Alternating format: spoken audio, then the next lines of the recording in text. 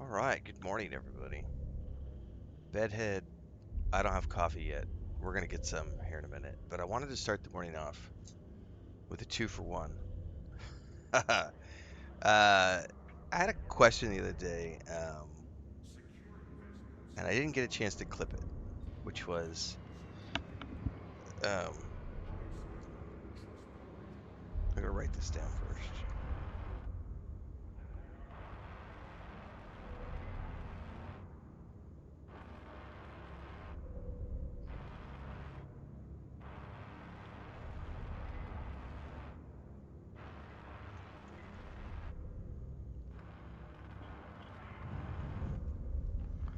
Yes, good morning, everybody.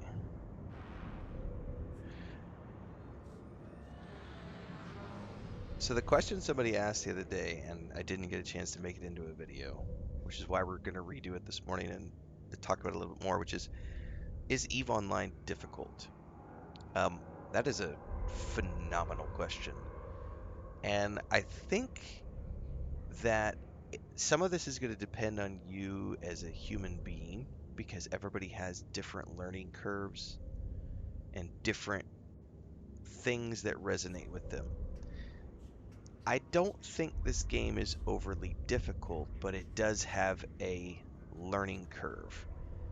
And that is a different thing than games that are difficult. Because there are games out there that are difficult games to play, um, where you're expected to have perfect timing and etc. This is not one of those games.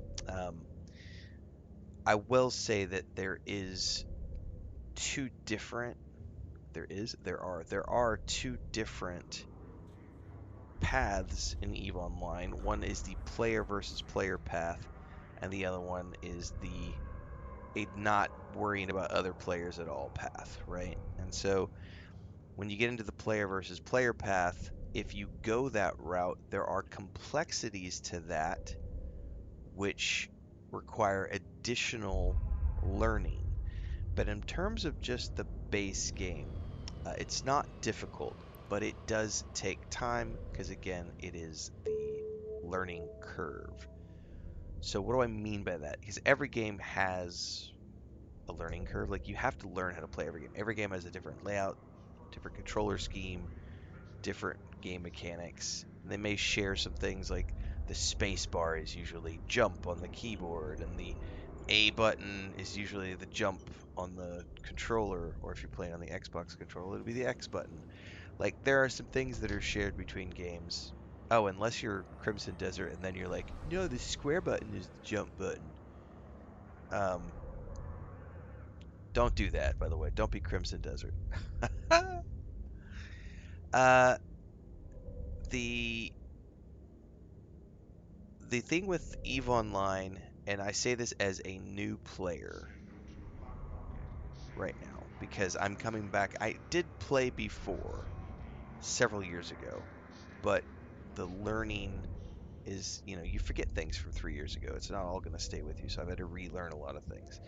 So the onboarding, which we did in the other series, which you guys can go if whoever's watching this after the fact, if you want to go watch that whole video series on the new player experience, they just added a completely safe region of space called Exordium in June of 2026 with the Cradle of War expansion. And that system is made up of, I think, 53. That region, I should say, is made up of 53 systems. And that is one huge sandbox where you can just go learn and play. And the new player experience has been revamped, um, and it has been polished over the years. Derbrub says the depths of EVE Online is not the mechanical aspect of the gameplay, but the economics, politics, logistics, and human psychology part of the game. Well, I mean, that's the whole player versus player stuff that I was talking about at the beginning of this. That's a whole nother, because that's a correct. You're not wrong, but that's a different side of learning how to play the game. Um, the the tutorial process, the onboarding process of the new player experience is exceptional. And the thing that I think I found the most useful, apart from, and I mentioned this the other day, is I have a helpful chat. I have Allie in game, and I have people who are readily available to say, here's how you do this. Here's how this works. But you can also go, is it the agency? Yeah, the help section under agency. We were showing these the other day. So there's these categories that are in here, and the tutorial will tell you when you're going through the tutorial tells you check out the help section for more information. And when you go in here, you're going to find all of these really long videos that are, and some of them are short, like this is a short snippet. And then you'll find things where, you know, you go in here and say, okay, what if I want to learn about scanning basics? Well, this is a 4-minute long video. Um, this is, how to hack for profit. That's a 7-minute video. So there are these tutorial videos that you can go watch. You can pause them, you can come back to them, and they will teach you all the things you need to know. Now, I think once you're through the basic tutorial, this is where choice paralysis can hit you, because this is where you do have 4 different career paths that are sort of like the base classes that you can play, or the base archetypes, the ways that you might play. You might choose to be an industrialist, which covers a lot of different things like mining and crafting and shipping and cargo hauling.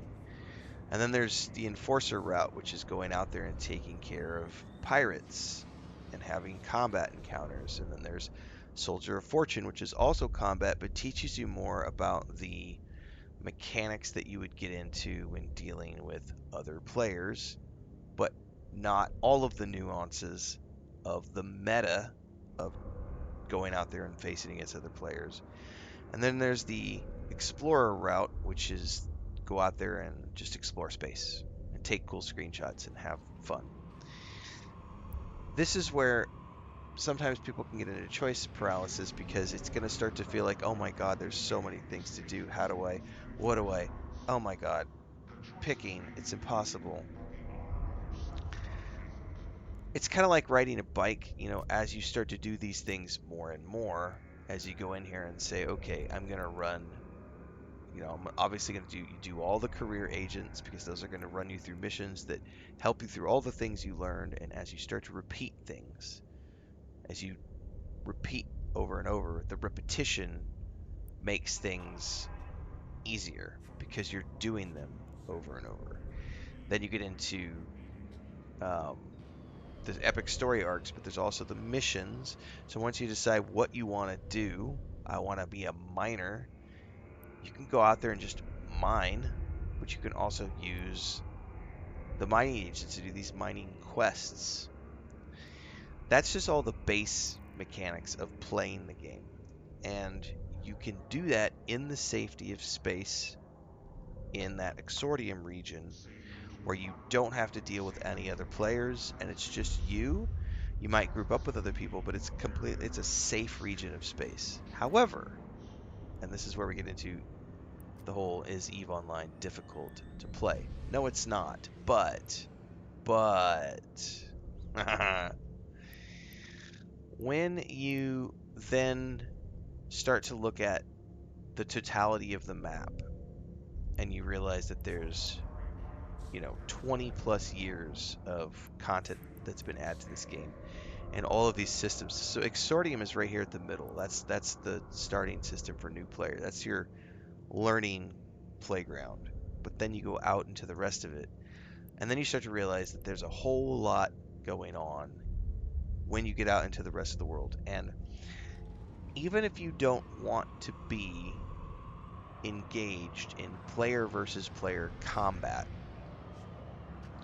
if you are going to play this game beyond the starting region of Exordium, which again, you can spend you could you could literally spend your entire time playing in Exordium. If the only thing you care about is mining rocks and crafting things and staying within, you know, understanding that that represents a fraction of the base game, but you could still spend all of your time in Exordium and be content with that and get 100 plus hours of content if you wanted to be. Are you missing out on the rest of the game? Sure. But right, exactly. It has level 2 agents, so you could spend a ton of time building up a fleet of ships, ranking up ships, because here's when you get into the things. It's not complex, but it's time consuming. So like if I were to go into my um, ships right now, if I were to go to the Vexation, which I just bought yesterday, this is a perfect example to show people. Um, right now, this ship, where's it at? Is it overview? I forget where to find this. Oh, here it is on the skills. So at the top here, you see where it shows masteries. It's got these different level 1, level 2, level 3, level 4, level 5.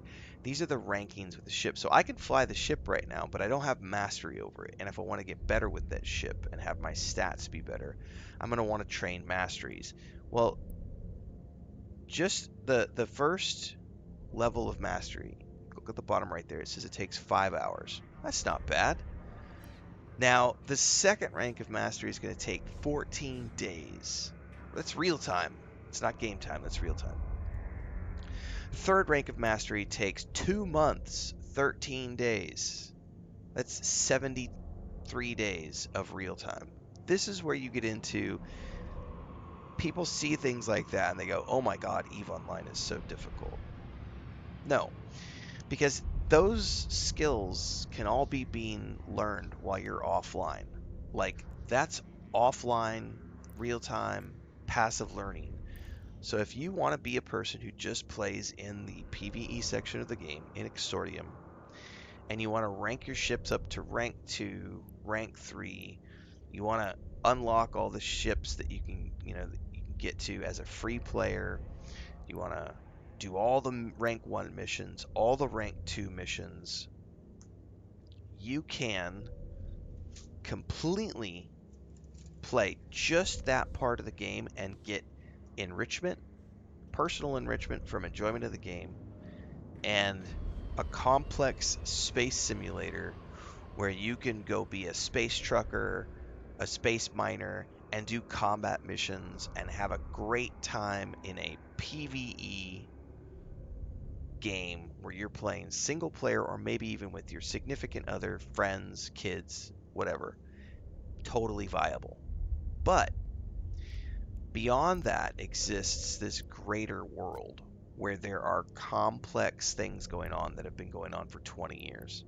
And if you go into this environment, even if you don't necessarily want to actively engage in the PvP, you are going to be witness to it, and occasionally you might brush up against it.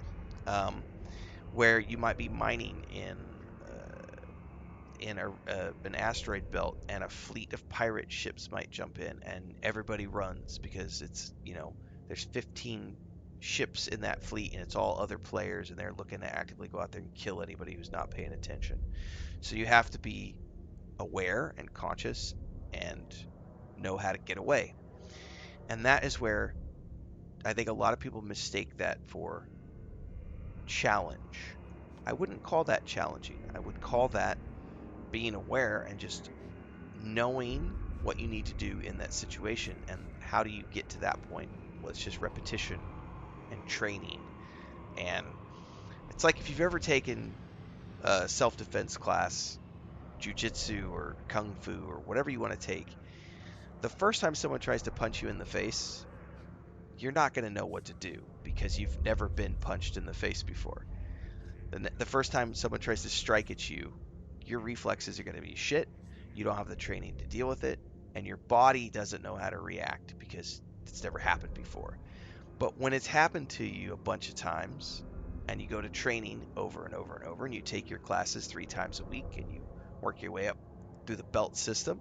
You eventually get to the point where now when someone throws a punch at you, your body instantly knows that I have 7 ways to counter that type of a punch. And so you have options to block and deflect, push, to run away, like knock the opponent down and run away. Like there's many different ways to react. So is the game difficult to play? No. Are there challenges in the game that take a great amount of time to master and overcome? Yes. That's why I said, so it's not about is the game difficult to play. It's that there is a massive learning curve. And the base game, which is Exordium and all that new player experience and the single player versus environment, that's all there, and you could spend 100+ hours in Exordium. You could never even play the rest of the game and get great enjoyment of just playing that experience. But if you want to go out here and see the rest of this, and that's when you get into the stuff that Dribrub was mentioning, because there's like I was learning about this yesterday. New player, remember? Like the way that corporations work, and the fact that it's all like, I didn't know that like the CEOs of the corps could do that, but they could set missions for the players. People were talking about the types of corps they've been in, where like there's a mining corporation or industrial corporation, and like all the players in the corporation are going out and mining ore. And then they are selling the ore back to the corporation for a set price so that they don't have to travel anywhere through space to sell their ore. The corporation then has their own agents set up who then go out and sell the ore and then make the money, which they use to pay the players for the things and set up missions for the players. There's these massive space battles that take place. There's politics at play here, where you have alliances between corporations and regions of space that are completely taken over by other players. And that's when you get into these massive PvP battles that they've shown on in like news articles over the years. And there's a lot going on here. I don't think I feel that this game is challenging though. I think it's just a matter of how much time are you willing to put in to get over the learning curve for whatever it is that you want to do in the game. I'm never going to go do PvP. I don't care about PvP. I'm just here to take cool screenshots, explore space, do some mining, build some ships, have fun with a couple of friends, and that's it. Right? I don't care about joining a big corporation and everything else. But if you're going to play this game long term, that's probably something you're going to want to look into. And that is going to require you to put in a minimum amount of effort to get past the learning curve of knowing how to travel through space, deal with other people, and know all the ins and outs of the game, including the meta. And you don't need to know the meta when you're playing right here. Like, the meta doesn't matter. Like, I've had people sit there and when I was playing in the new player experience, and you go in here and I'm just like dealing with my own thing, and you still have people in chat who are like, well, why aren't you, like someone asked, why do you have shields on an armor ship? And they were adamant that I was playing wrong. And it's like, I don't care what the meta is. I want to have shields on my ship because when I go fight pirates, I like to have shields on my ship to be able to push the button and watch my shields regenerate during combat. I like that. I don't give a fuck if it's not the right fitting for the ship. I don't have to worry about it in this region of space because I'm playing here and I just want to play the way that I want to play. So you have that freedom to do that. Now, if you're going to go out and play against, in the real world, in the rest of this, that's when the meta becomes a little more important because you are going to want to maximize what each vessel, what each ship has to offer. You're going to want to get the right skills so that you have the bonuses for those ships.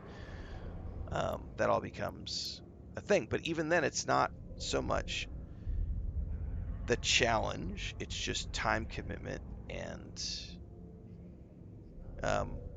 going the distance. Going for speed. Anyway, I thought I would make that video this morning to clip out on YouTube because I didn't really answer that question in detail the other day, and I missed clipping it for YouTube. How dare I play a game the way I want to play? I know, right? Play it the way I'm telling you to play it, man.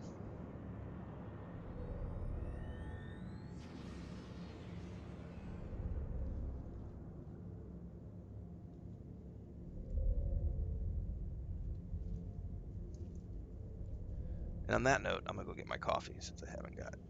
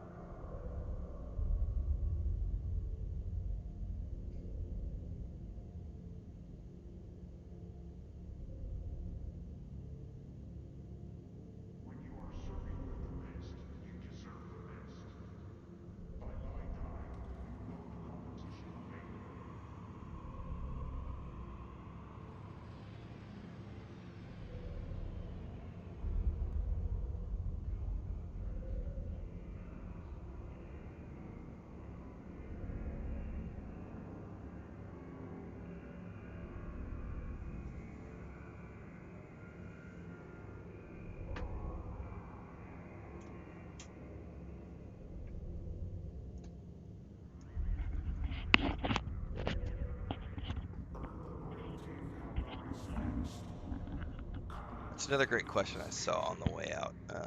Drew Brom had asked, "Do you think you could play this game? Was it 3 hours a day for 5 years? I wonder if you could play this game for 3 hours a day for 5 years and avoid PvP." And then Ali said, "I've been playing since 2008 and I've never been ganked more than once." So that raises an interesting um, question, which is, hang on, writing this down. PvP. I think it depends on what your definition of engage in PvP is. I remember having this discussion debate in another game that I played. Hell, I remember this might even have happened when I tried EVE Online like 3 years ago. Because if you're talking about can you play a game that has PvP in it and never be involved in the PvP, I think the answer to that is yes. Because you could literally play a pacifist who always runs and takes every precaution. Now, does that mean you're going to avoid having other players come after you? No. What it means is rather than engage in that system, you're choosing to run away. I think that that's a viable way to play. Are you going to get the most out of the game? No. But it doesn't matter if the person is having fun. Because not everyone, a lot of people have social issues that keep them from wanting to be involved in those types of environments.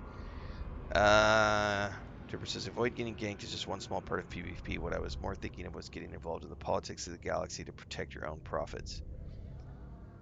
I have not played the game long enough to have any, but for the purposes of conversation and theory, and I'm sure a lot of EVE veterans are going to hop in the comments whenever this goes out on YouTube and have opinions on this, but I'm alive on planet Earth, and I'm 46 years old. I've never engaged in PvP in my time on planet Earth. I have the option to. I do. I could have joined the military and gone out there and got engaged in these political battles and that are waged around the world. I didn't because I don't want to. I'm a pacifist by nature. I've gone about my life and done my business in safe parts of the world. High sec space, meaning the US, Canada, my home office. right? I'm not off in Somalia or in the Congo, digging blood diamonds while being shot at by, you know, jungle armies who want to kill me and take my shit, which is the low sec region of space. I'm hopefully this analogy is making sense. You know what I mean? Like I'm not doing dangerous things for work, and I'm not in dangerous parts of the world because I can look at planet Earth exactly like Eve Online. Like, right? I don't go to dangerous places and do dangerous shit because I value my security and I value my safety. So I stay in the safe regions of the world, of the planet that I live on, and I do the things that could generate an income for me and give me the creature comforts that I want without needing to risk my life and limb or my money. Um, I think that EVE Online mirrors that in the real world because it's a big, big, big, big, big, big galaxy. Concord is set up to be like the space police. Um, so as long as you're sticking to those high regions of space, the chances of an assassin coming after you or a murderer or a criminal, you know what I mean? Like I'm in a civilized part of the world that I live in. So if someone does something, the police are going to be there in moments. You know what I mean? Like there's no one's going to rob a bank in a major city. You know what I mean? It's just one of those things where it doesn't happen very often. Does it happen? Yes. Does it happen often? No, because there's so much of a security presence that, it's too high of a risk for most criminals to take.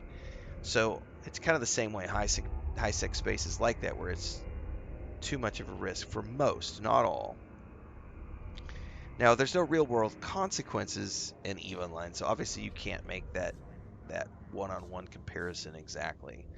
But I use that for the purpose of an analogy because I know myself as a human being, and I know that if I were to play this game long term, I have zero interests whatsoever in ever engaging in any PvP or political battles or anything else. But if I am playing this game, and there's some chat, I'm going to get to the chat here in a minute because there's some people who've been playing for a long time who have some comments that I think are, can add to the conversation.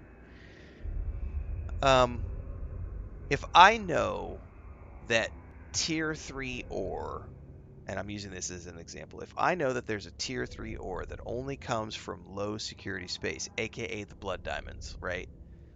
I know that the best types of diamonds are only going to be found over there in that deep, nasty part of the jungle where there's bandits and kidnappers and people who will kill me if I go there, right? So the only safe way to go there is with an expedition and plenty of security to keep those guys that want to kill you at bay while you go mine the resource, right? The only way to safely do that is to do it with other people, right? The only other way to get access to it is to spend exorbitant amounts of money on the market. So you could do that. But maybe after 5 years of playing, I've gotten to the point where it's like, God, I'm so tired of spending 6 months doing economic things in the game to save up enough money to get the thing. I would rather just go get the thing.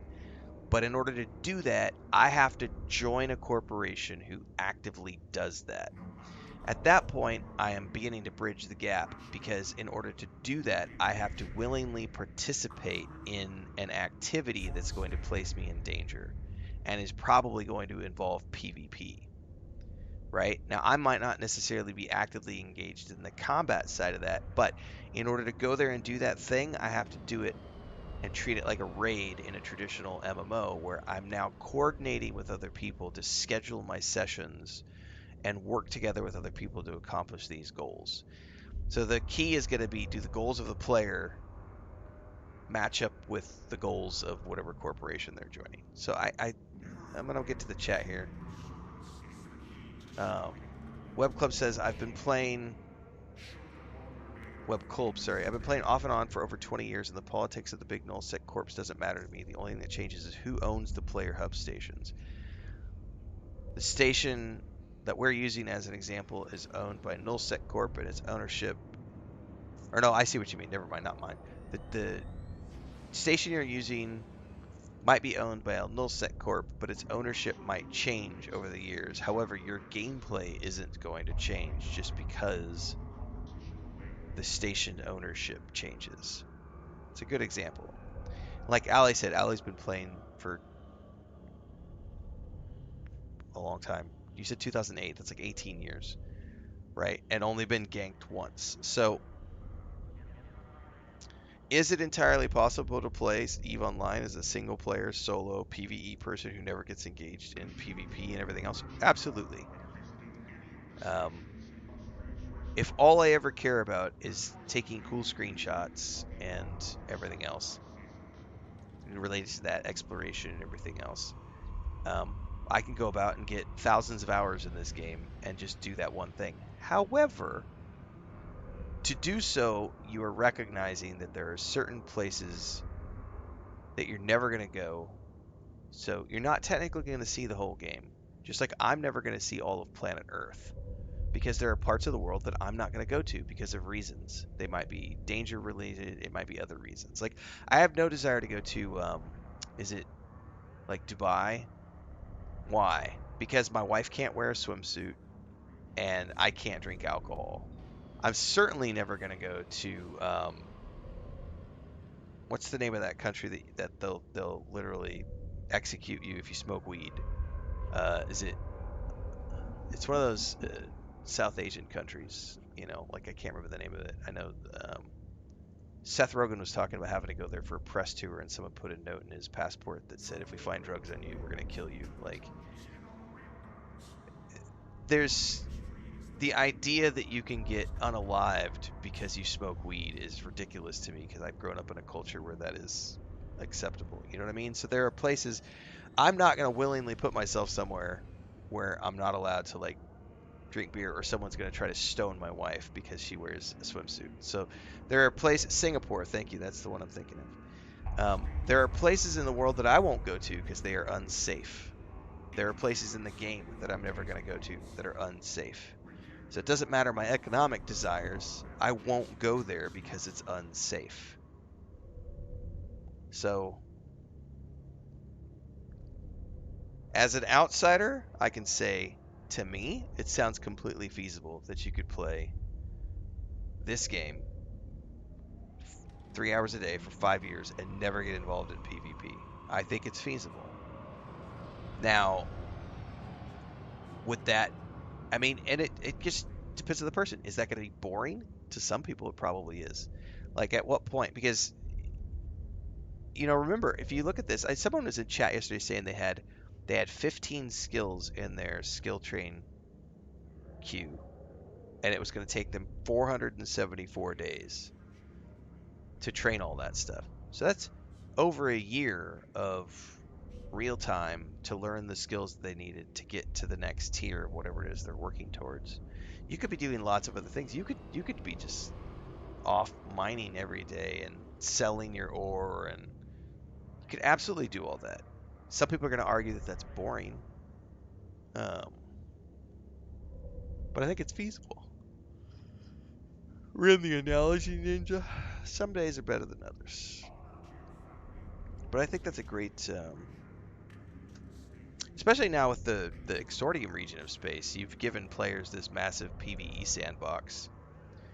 It is theoretical that someone could just play there forever and never go anywhere else. Are they going to run out of things to do? I mean, there is a cap you're going to hit eventually. I don't know how long it would take you to hit that cap.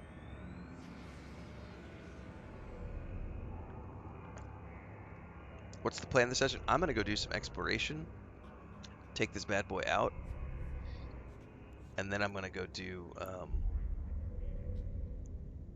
probably after that I'll do some mining. But I got this really cool skin. I want to go fly around in space and take some screenshots and scan some stuff. And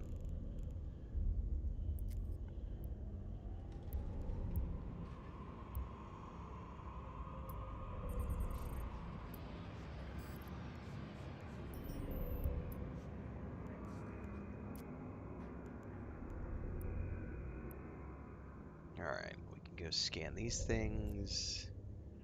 I know there was a corp project to scan some stuff.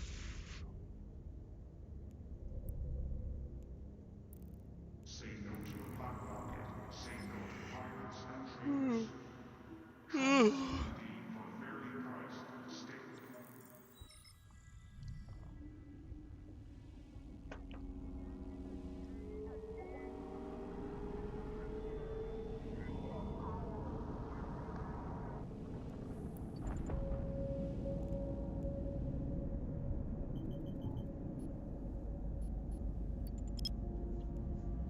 Oh, there's nothing here. I'm gonna have to go look at the...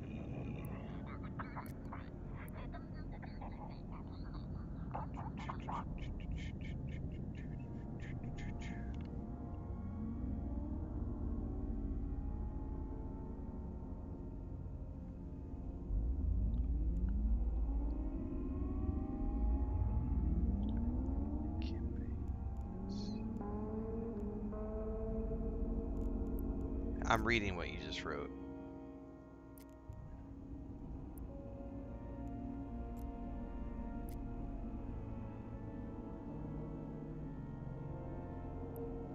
Galente.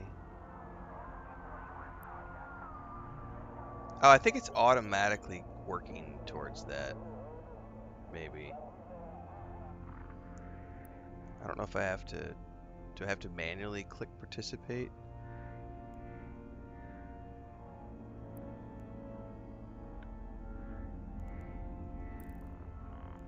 Cool. I don't know what that means, but...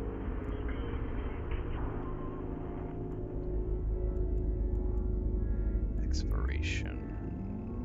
Cosmic signature.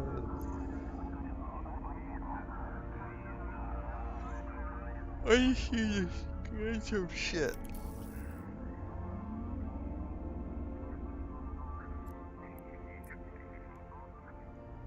Warp drive active.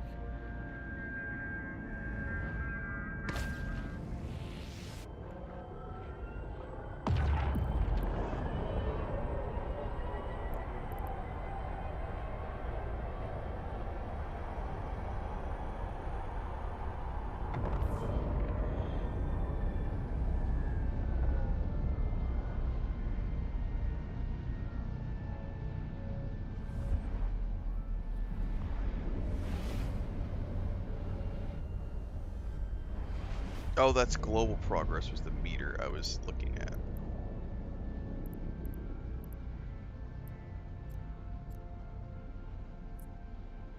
Warp drive active.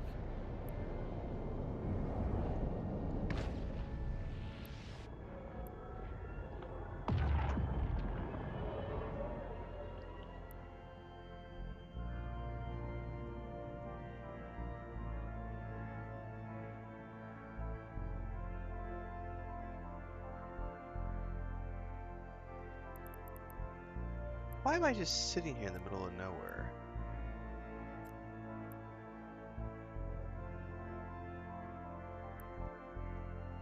Oh, it's a tiny mobile depot. I thought I was warping to something else. That's awesome. It's like a little depot.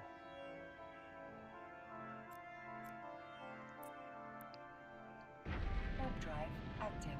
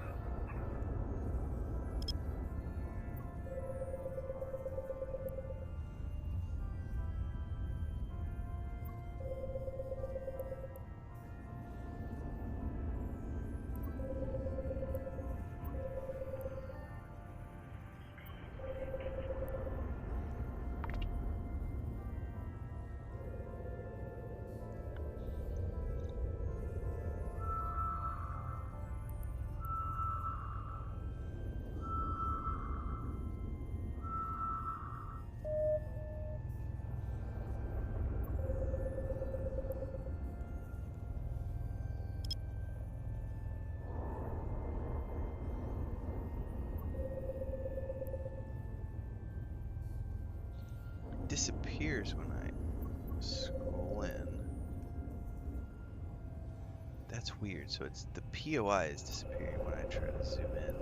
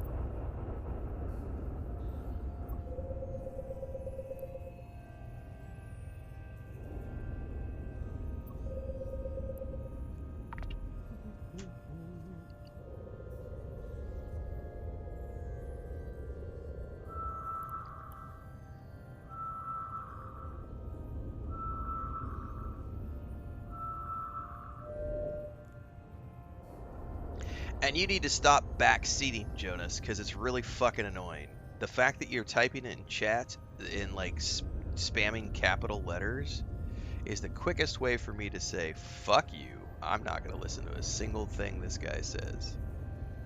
Because I'm not you. You're not paying my subscription. If you want to leave tips, there's a great way to leave tips without spamming caps and backseating and getting angry and typing in chat because I'm not doing something the way you want me to do it. I'm playing the game the way that the tutorial told me how to play the game and how I've been playing it up until this point as a new player. You spamming your capital letters in chat? Nah, man. Get fucked. Tone it down a notch. Stop backseating.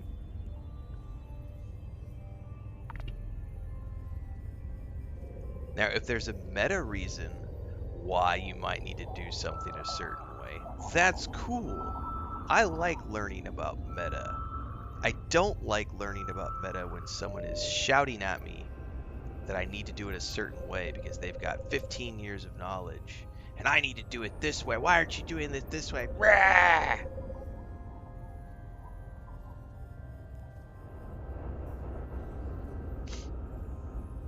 Out of sheer curiosity,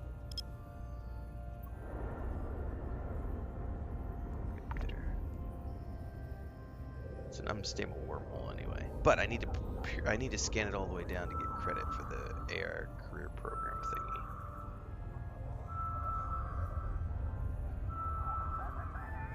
All right, that's done. Let's go ahead and dock. Docking permission requested. Docking request accepted.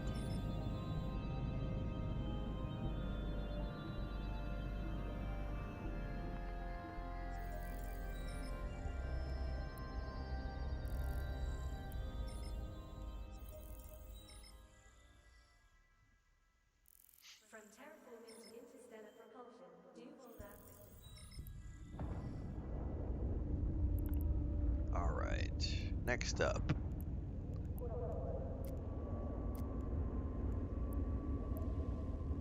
That was... Let's do... Let's say within.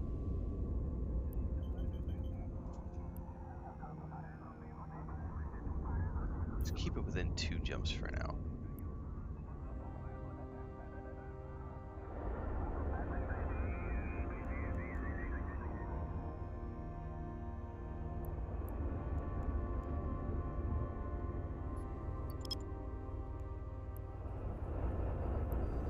Yeah, that's the one we're in. Okay. So, go to Avernine. Warp drive active.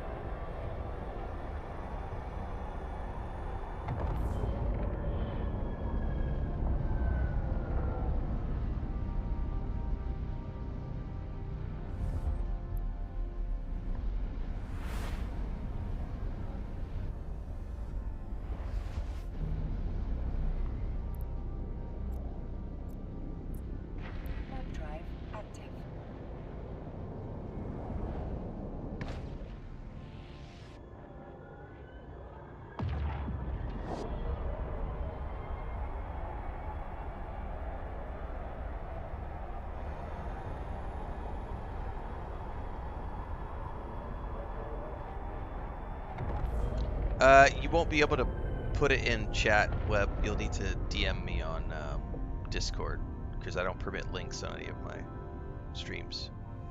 So if you have a website, definitely you can head over to my Discord. Either DM me directly, you can drop it in the gaming section of our Discord. Or just email it to me if you don't have Discord.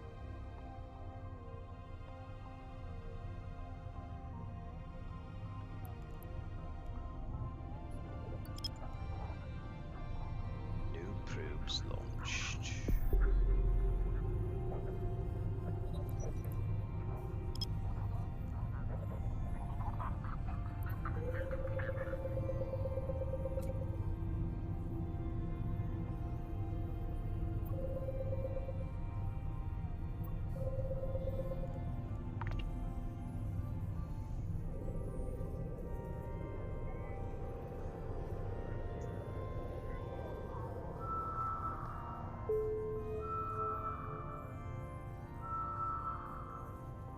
I'm no longer doing any, at least not for the moment.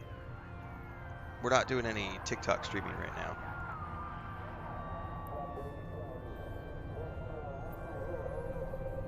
That was a nice experiment we started back in like November, but ultimately it just was not.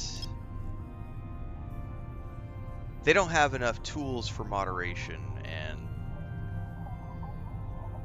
I'm not getting good traffic from TikTok. All we're getting is stupid idiot trolls. It's just a toxic cesspool. So yeah, I think Guild Wars 2 was the cutoff point for TikTok streaming. I was like, you know what? I've done this for 6 months on TikTok. I don't feel like it's worth it. It's not. I'm not seeing noticeable growth. Now we'll probably do some more of it in July to experiment with Black Flag Resynced and some other stuff that's coming up. But at the moment, we're taking a break from the TikTok streaming because it's just a toxic cesspool. The big thing was the last, out of the last 6 streams for Guild Wars 2, out of 6 streams, 5 streams were reported for being pre-recorded content. And the final 3 appeals that I made got denied. And I am not, this is not pre-recorded content. I am 100% live. What's happening is the toxic assholes who are mad that I'm not responding to them in chat are reporting the stream as being pre-recorded because I'm not answering them in chat. And then the automated system is declining my appeals and saying that my streams are pre-recorded material. And it was driving my, so you have a rating, every stream has a rating. I had 100% rating until Guild Wars 2. After 6 months of streaming, Guild Wars 2, and all of a sudden I got dinged like 5 different streams, and the final 3 appeals got denied. And so each time you lose an appeal, the quality rating of your streams goes down, and you can lose your streaming privileges if it goes down too much. And I'm like, you know what? I'm not going to play this fucking game with these stupid trolls. I'm not going to do it. So fuck it. I'm not going to stream on TikTok because fuck these little asshats. So yeah, if you want to watch me live, YouTube, Twitch. You could also do Kick. Kick is still relative. I started Kick at the same time as TikTok, but I don't really have any viewers on Kick. It's just something we have as a third option that might eventually get monetized someday, but it's not a big thing for us right now. What's up, Melissa?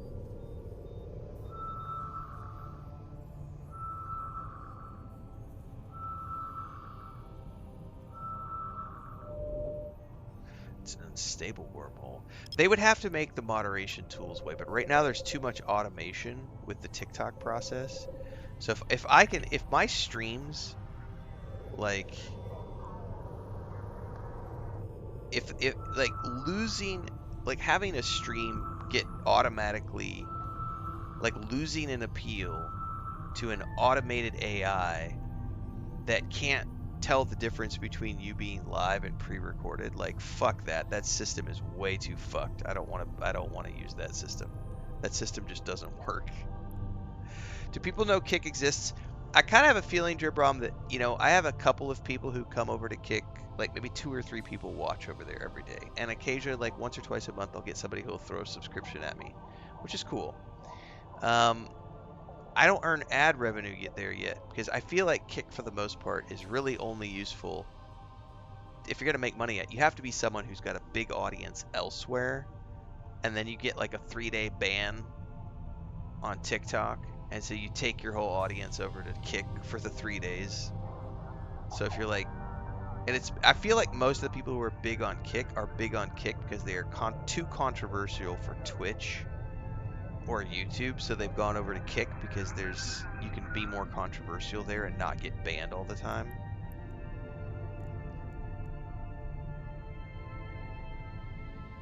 Like, I don't know how useful it is for normal people like me because I have not seen any growth there. We're 6 months in, and I think I can go look at it right now. I don't promote it that much though. I don't promote it at all. I only ever just, when I go live on my streams, I always, on social media, YouTube, Twitch, Kick, that's it. It's the only promotion I do for my Kick account. I've never done manual. I've never gone and said to people, hey, go sign up for my Kick account. I have 376 followers after 6 months of just only ever streaming there passively and not doing any promotion. You might get 2 or 3 people that watch every day. It's a lot of spam. Like, the automated tools block shit every single day because there's a lot of spammers that come in. What's up, Empathy? Good morning. 45 stream streak.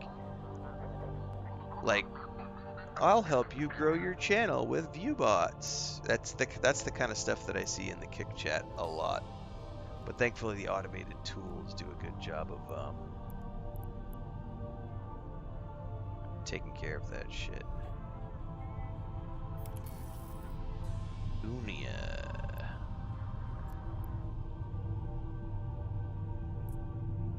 Web drive active.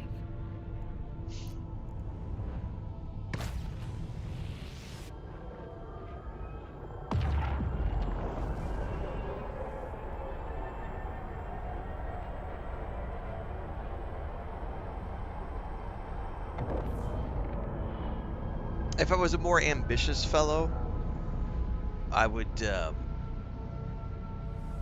spend a month and I would tell everybody that I'm not going to be live on YouTube or Twitch, and I would make everybody go over to Kick and watch me there if they want to catch me live.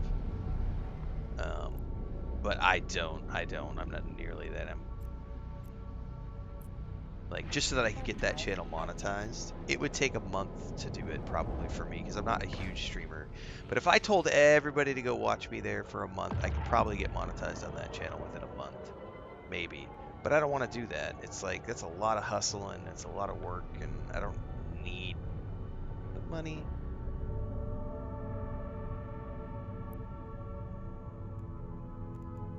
It's just an extra thing that I have out there. Have I already been here? I guess there's nothing to scan here. Oh, yes, there is. Where is it at? Oh, it's way out there on the edge. Do I follow the World Cup? I don't follow any sports. Nope.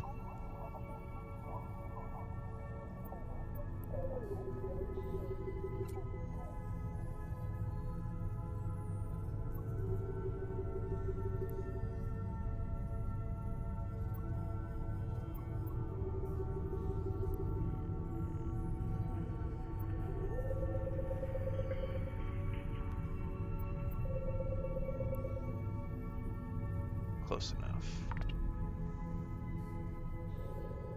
Yeah, I feel like most of the people who are on Kick are not gaming streamers, Dribrom. They're like controversial figures like Aiden Ross and Asmongold, and they just sit around and talk politics and act like assholes all day. Like that's literally what's the most popular thing. And I think there's a bunch of like IRL streamers and stuff. I don't really know, but I feel like that's who I only ever those are the only people I ever see promoting Kick on a regular basis. Like gaming does not appear to be the big thing over there. Which is why I kind of was like, I'll try it out and see what happens over 2026. If I haven't seen significant growth by the end of 2026, I'll probably just drop it. But it doesn't cost me any money. It doesn't take any additional time for me to go live there. It's literally just part of my multi-streaming process where I just, I set my stream up, the link's good to go. I don't have to do any extra hoops. I just push the live button and boom, I'm live in those places and it works. And that's why I use it, because it's like, you know what? Maybe when I play Assassin's Creed Black Flag Resynced, I'm going to magically pop off and there's going to be a bunch of viewers that tune in. Because you never know. I mean, that's literally, it's just you go consistent with your stuff day in, day out, every single place, doesn't matter where you are. And eventually you'll get something that pops off on that platform. I could point to 15, 20 games now that have popped off on YouTube for me and Twitch over the past several years. Like, it's just, that's how things happen. You get waves. Most recently it was Starfield, Cyberpunk, Baldur's Gate 3, No Man's Sky, Dune Awakening, all good examples of things that have popped off on the various channels for me. So who knows? Like I said, I've been willing to like fuck around with Kick just to see if something pops off this year. Hasn't happened yet though. And I think that's because, like Dribbo said, there's not a huge gaming community on Kick. I think it's mostly skewed towards other stuff. Did that 100% it? No, sorry, I'm blind. I was looking at the wrong thing.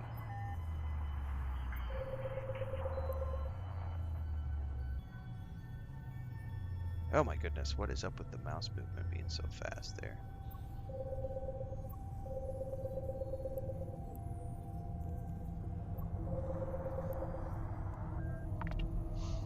Kick has gambling too, do they? Interesting. I suppose if I wanted to go full Asmongold, Aiden Ross, that's the place I would want to go do it at, right? Docking permission requested. If I really wanted to go down the route of Docking request accepted. truly pursuing all the brokies out there, like I was doing with my my Grand Theft Auto 6 commentary. I guess that's I would want to set up an account at Kick, right? And just go full Aiden Ross, Hassan, and all those guys. That's all they do is rant about politics. They don't do anything else. They just rant about how everybody else. And who's that guy who's always suing everybody else? I can't remember his name off the top of my head. But he's a content creator and he sues all these other content creators because they say things about him and he gets mad and he's like, "That's slander. I'm gonna sue you." And he keeps losing cases and he's taken like 3 or 4 people to court now. I just want to play games, man.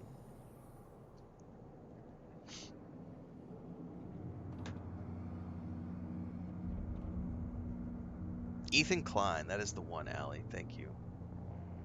That is the guy. I know of all of these people because you see them on social media all the time.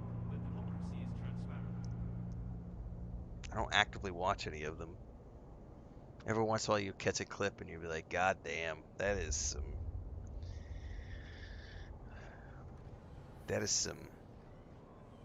yep, that is the world we live in. Oh, my brother, by the way. Ha! So yesterday my brother's cutting hay, and so he's just sitting in a tractor for like 8 hours a day driving around his field. And so he's been catching up on all of my videos. And he finally was catching up on the Grand Theft Auto 6 stuff, and he was sending me all these videos on. So he watched the first one, and then he sent me this like 10-minute long clip about. This is the funniest thing to me. This will tell you how alike my brother and I are, because we both run businesses, and we have both formed game studios, and he has a multi-million-dollar ranch, and we know how business works. And so he sends me this. He watches my first Grand Theft Auto 6 video, sends me a 10-minute long WhatsApp message without watching the other two, and he says, "Man, these idiots, do they not understand inflation?" He's like, "I remember when I bought," and I think he said a Zelda game back in when he was a kid, and he was like, "It was $50 when I bought that Zelda game, and it only gave me like 10 hours. That was it. It was a $50 game, and it only had like 10 hours of content." He's like, "You could buy a game now." He's like, "Look at the latest like what did he call it? Tears of the Kingdom, I think was the most recent one, or the one before that, Breath of the Wild." He was like, "Look at Breath of the Wild, man." He said Breath of the Wild had just like 60 hours in the base campaign, and then I think I did like a completionist version that got like 200 hours of gameplay, and it cost me, $60 or whatever it was. So he's like, "Do these kids not understand that a $50 game 30 years ago is now worth like $160, and you used to only get 10 to 15 hours of gameplay, but now you get 150 hours of gameplay? Like, what's wrong with these idiots?" And he leaves me this 10 and I literally responded back, I was like, "Dude, you're late to the party because I already talked about that in the other two videos." And it's like, "Oh man, I gotta go watch those now." But it was just funny to me because anybody who has a clue about business and money and finance understands the whole inflation thing. But it's just a bunch of angry young people, and that's what the Asmongold crowd is made up of, and the Aiden Ross crowd. It's just angry young people who don't know how the world works. And maybe they will one day. I probably would have been just like them, um, if I didn't have, because my generation, we grew up with no one. We didn't have streamers. We didn't have people that we could become addicted to as cult leaders, um, because there wasn't the ready access to a platform like you have now. The paycheck does not keep up with inflation. I mean, some industries, yes, some industries, no. Depends on what you're looking at. Um, the technology industry, as an example, the wages have definitely gone up. Um, so if you work in tech or if you work in software, absolutely, those wages have kept up with inflation. Now, if you're talking pumping gas, flipping burgers at McDonald's, bagging groceries at the grocery store, working minimum wage, no skill jobs, that has not kept up in most countries. I will say it's an interesting conversation because where I spend most of my time in Mexico, the current administration and the previous administration, the president who just left a few years ago, um, raised the minimum wage, I think 8 or 10 times in his 6 years in office. He raised the minimum wage like 6 or 8 times. And he established a scholarship for kids starting at like, I think 8 or 10 years old. So every kid gets money every month for school supplies so that all of the people in the country who are poor, and there's a lot of poor people, um, get money from the government to help pay for things like notebooks and pencils and shoes and outfits to go to school so that everybody can afford to go to school. And these are public school systems, but still, there are supplies, school supplies. You know, kids got to have a lunch, got to have pencils and crayons and notebooks and things of that nature. So the previous administration raised the minimum wage a bunch of times and established these scholarships for kids. And then the current administration, our current president in Mexico, is the same administration, and he mentored her. And so Claudia is the current president. She's also doing great things in terms of raising minimum wage again. And if you look at the economy of Mexico as an example, it is booming right now because of all of the administrative changes that have happened in the last two administrations of increasing minimum wage and pushing the middle class up so that we can get all these people out of poverty, getting internet across the whole country, um, bringing, they're not doing petroleum addiction. Like there's a whole bunch. We could get into economics if we wanted to, but certain countries do it better than others. Some industries do it better than others. But generally speaking, as Dribberm has said, the problem with inflation is that it's gone here, and wages have kind of only ever kind of gone blip, unless you're talking industries like tech and software. Those wages have kept up. I would also say construction. Construction wages have gone up too because, uh, but yeah, like general no skill jobs. Um, I don't think the federal minimum wage in the United States has gone up for 20 years. I could be wrong on that. I'm talking out of my, but I feel like it's still $7, seven and a, I'm gonna go Google it right now so I don't speak out of turn. I think it's like seven and a quarter. What is the federal minimum wage? 2026. $7.25 an hour. It has not gone up since July of 2009. That's fucked up. Because there are places in the United States where you will find people who want to only pay you $7.25 an hour. That is 100% legit. Like if you're working a no skill job and someone's trying to pay you $7 an hour, you're fucked.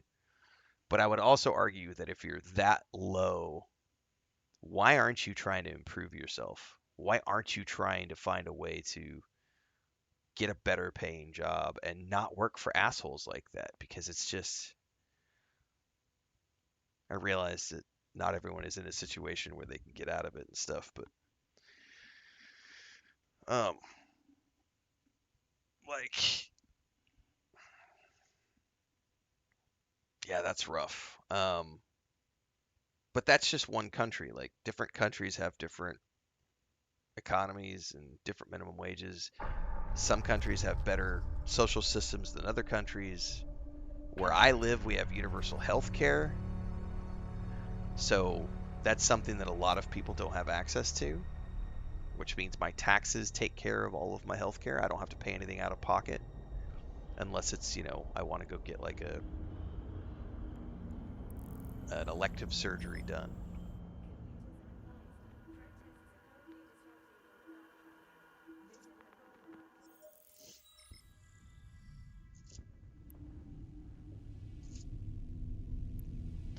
But the whole inflation thing is it's a fascinating conversation because it shows how little people know about money and how they don't understand that money used to be backed by gold and physical assets and now it's just printed. Printed money has no value, therefore inflation goes up, endless wars, national debt, all of these things contribute to inflation. It's not about greedy corporations, it's about a system of government that is failing and has been failing for decades. I'm looking at the wrong tab. Cosmic signatures. I should have went and got more coffee. All right, I've done a Nunia. I've done a Ver. I wish it would take these off the list when you had scanned them, because I am not going to remember at some point which ones I've gone to. Warp drive active. Oh, does it? But yeah. Oh, there. Hold up. Shit. I didn't need to warp away from here then.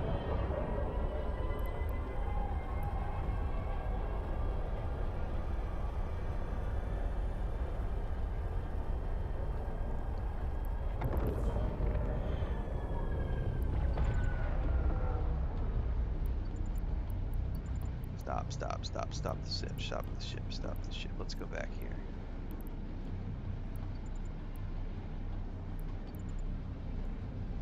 So if I were to do this... Oh, it's back. Okay, so let me go right back and dock with that thing again. Warp drive active.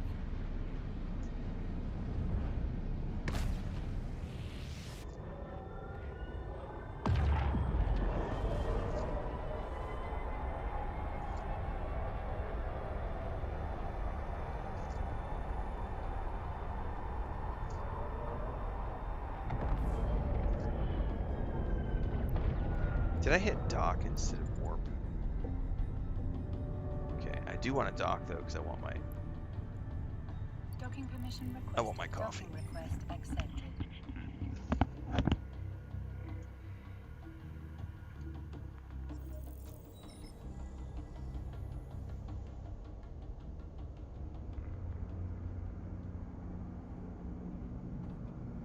Are you ready to lead the way? Do you have what it takes to shape the future? Then Federation fleets want you in command.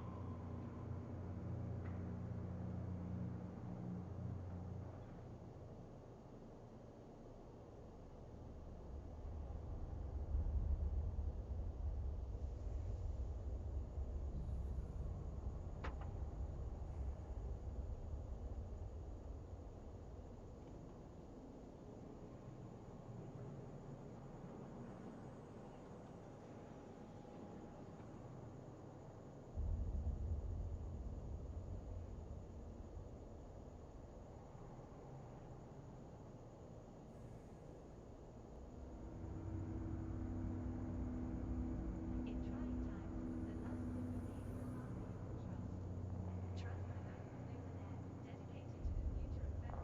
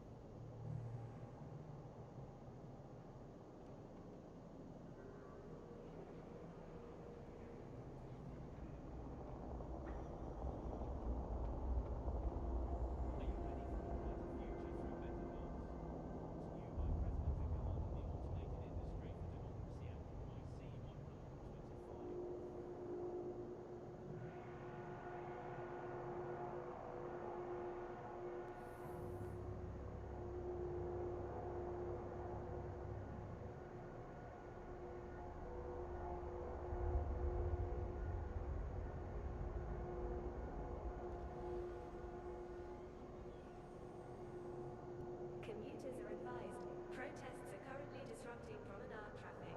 Visit the promenade to witness our democracy in action.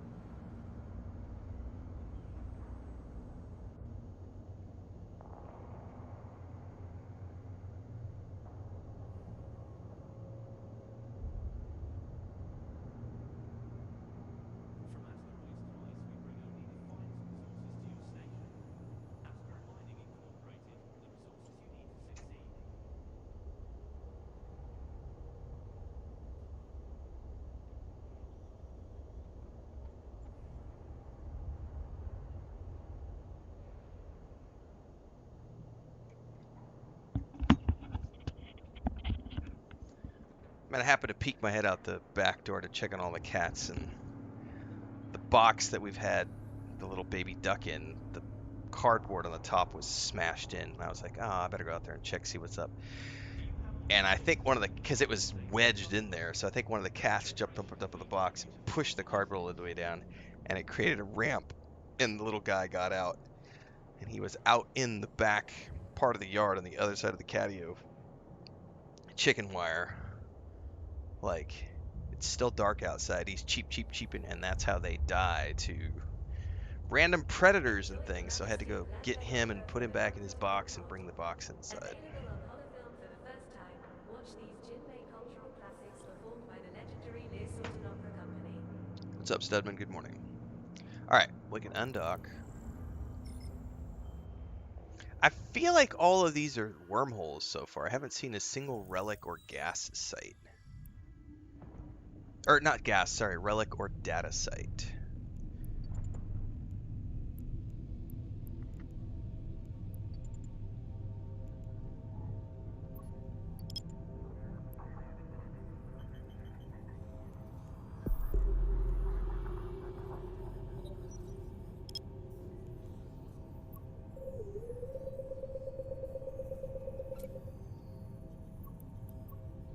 I'm assuming I might need to go to like a place that has like 3 or 5.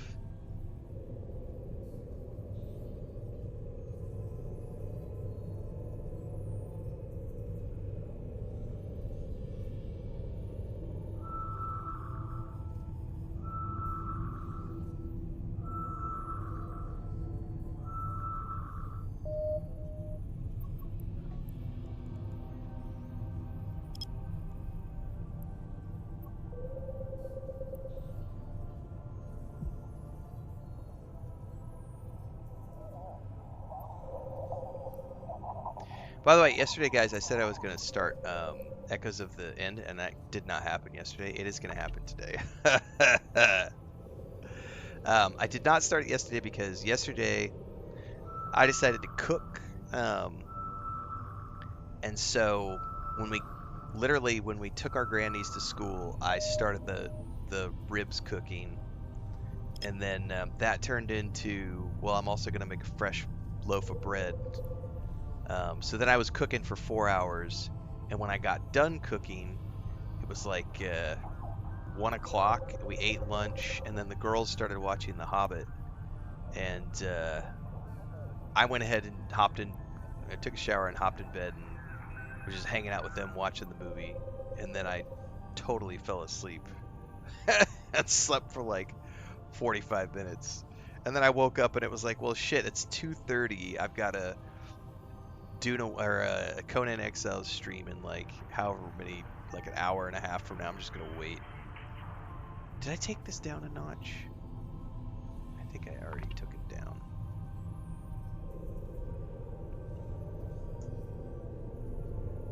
We are gonna do Echoes of the End today, and just spend the next few days beating that game in the second stream slot of the day.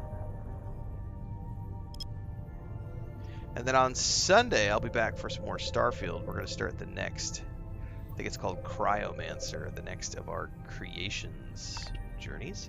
And I'll probably do some more Guild Wars 2 on Sunday morning.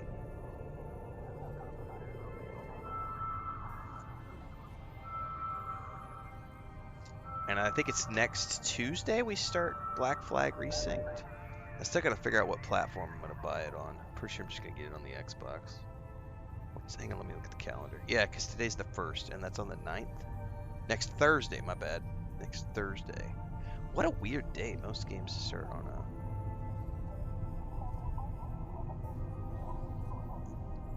Tuesday.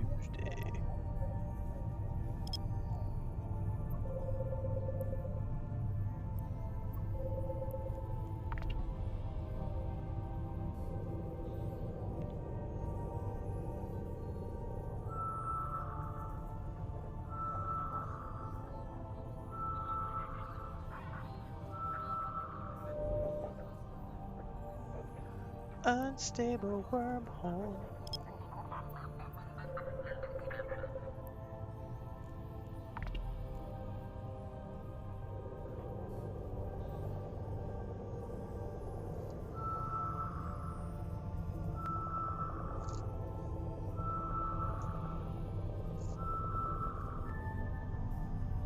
Although I bet if I went back to Exordium, that place had an abundance of them. But I would have to make a whole bunch of jumps, and I'm way too lazy for that right now. So that was the system we're in. Aonia, okay.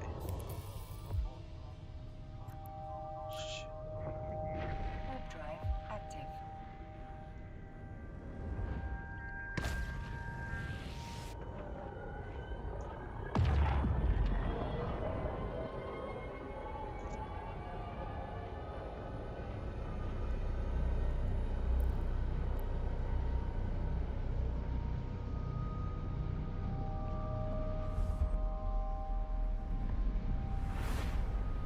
See ya, Webb. Thanks for hanging out. Thanks for the tips.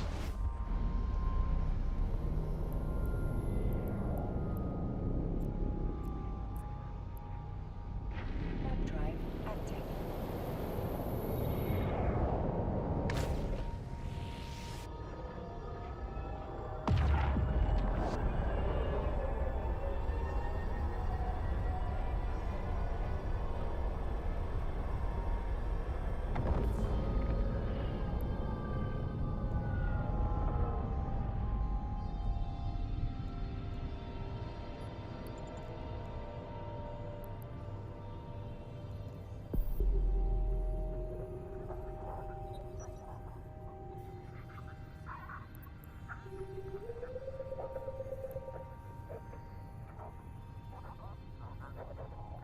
Oops, I am at the...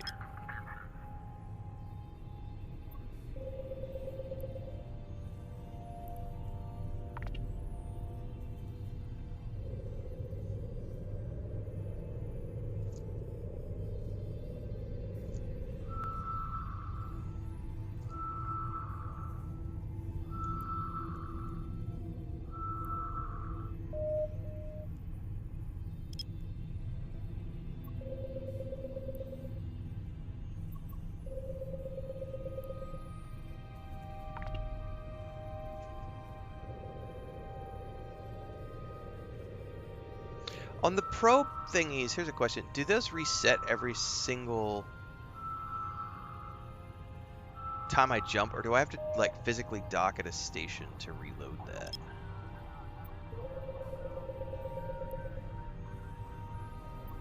I guess I haven't really ever paid attention because I know I've been like docking at stations from time to time. Because I think I have 16 probes.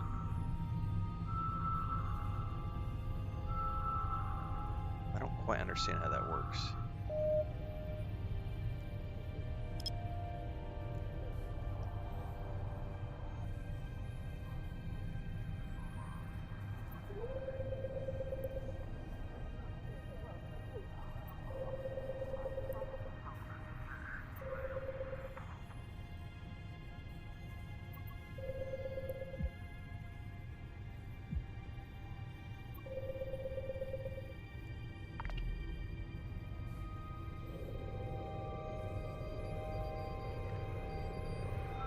What do you mean scoop them up? Recover active probes? Like... Or is it automatically recovering them when I jump out? Like that's the whole process I don't understand yet.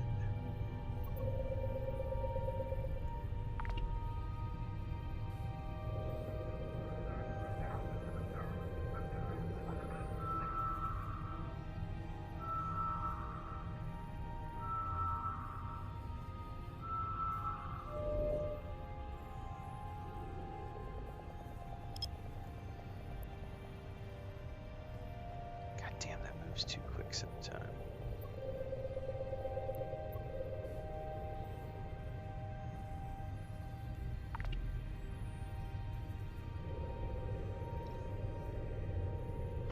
You have to manually pick them up or dock at a station to reload. Oh. So basically when I get done here, I would need to pick them up. Like so. Recover active probes before I jump to the next location.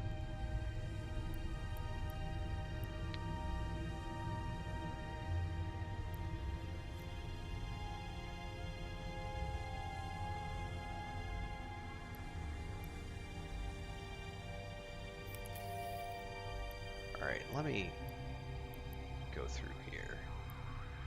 This one has 4 signatures. Let's jump here.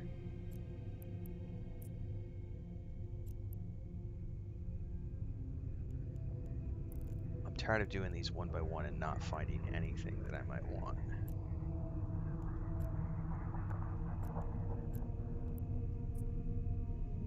So let's try one that has a few more.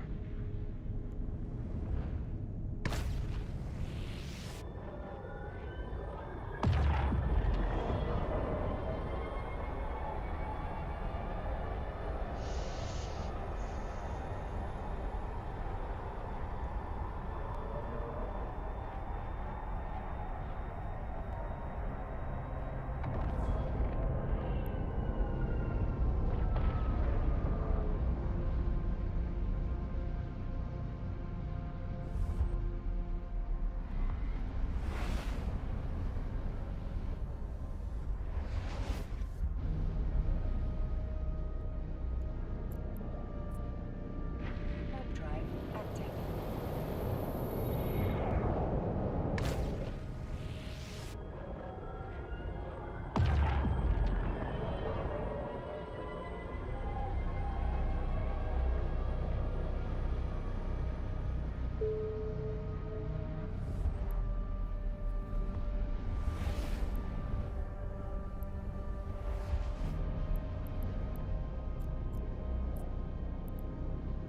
Web drive active.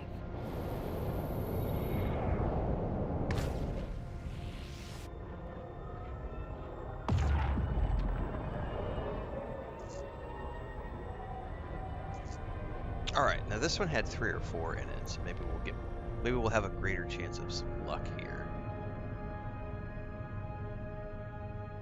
Okay. Yeah, now we're cooking with gas. Alright, let's just pick one.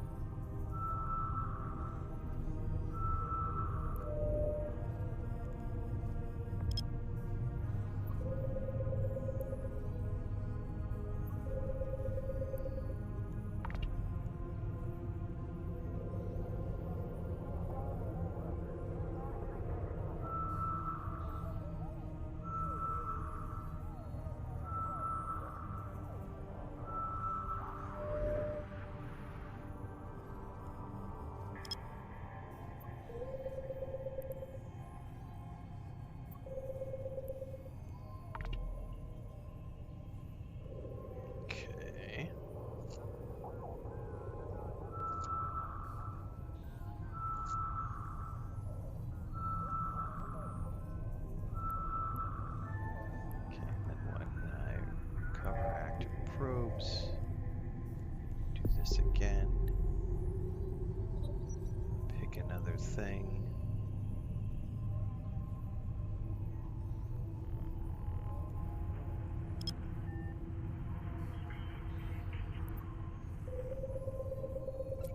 I guess I could have left the probes out and saw if one of them was close enough to get with the existing probes that I had.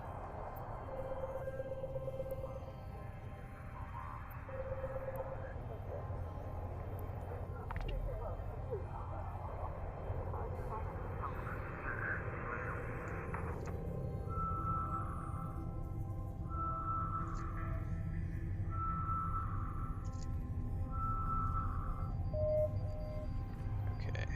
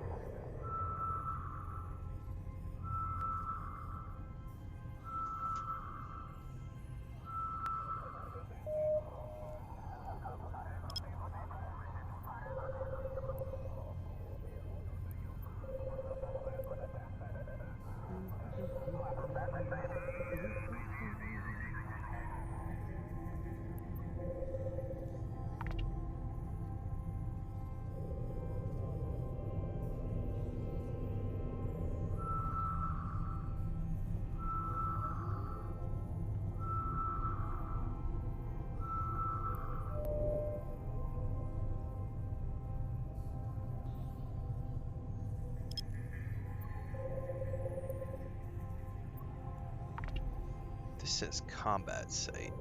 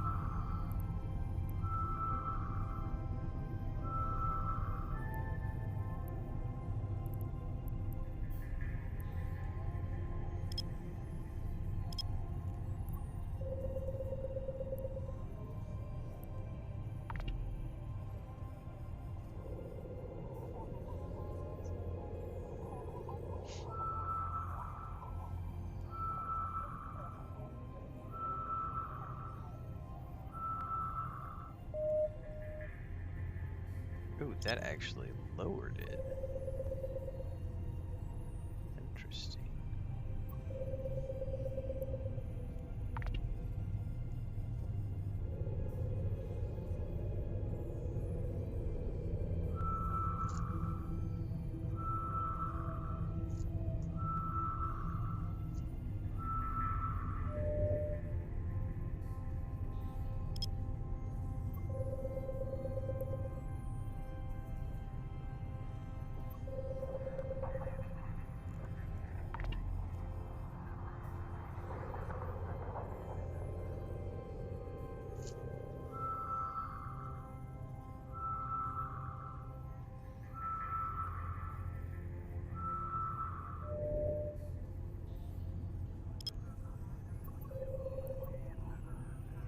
Look, Bob, it's another wormhole.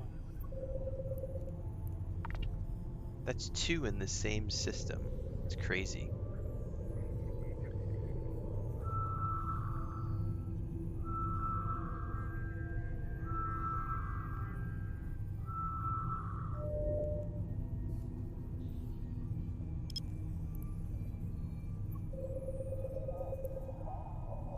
Why's my phone beeping at me? Who's sending me messages?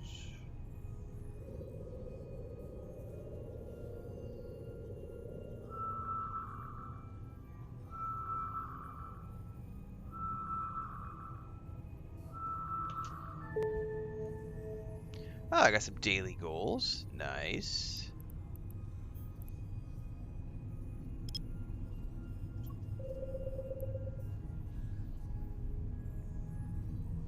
Oh, why are those linked like that? 184, 184. So is that like it could be either one of those? How does that work?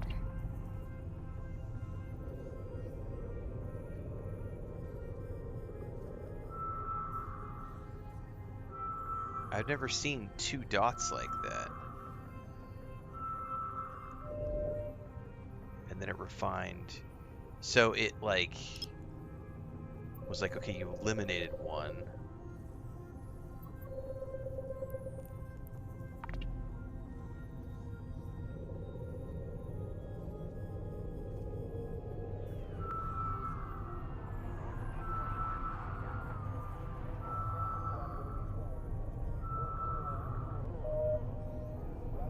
See, it went down even more. Now it's down to 5%. That's really weird how that works. This is the part of this that I don't understand yet. Why would it go down? Because it started at 20%, then it went to 11%, and then it dropped to 5%. So like it's going in reverse.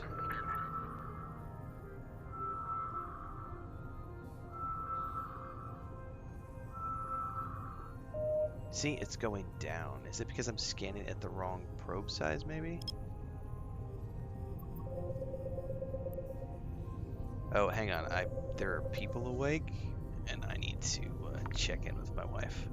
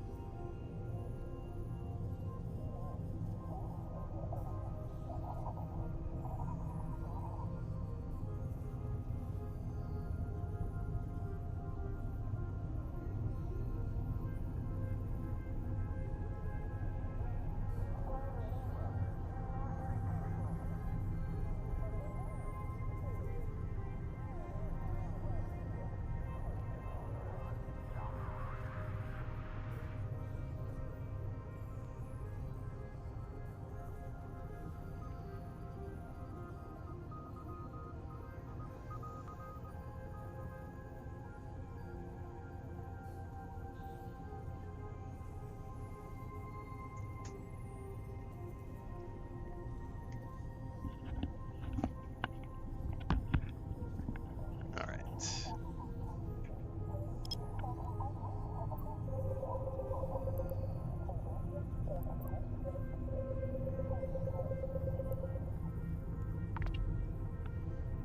Is that essentially doing what this button does, Bombi?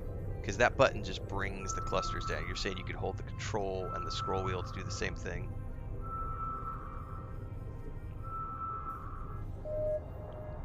You can click it to center it? Did not know that. That's a great tip. So you're saying holding control. Yeah, I don't know exactly what that's doing.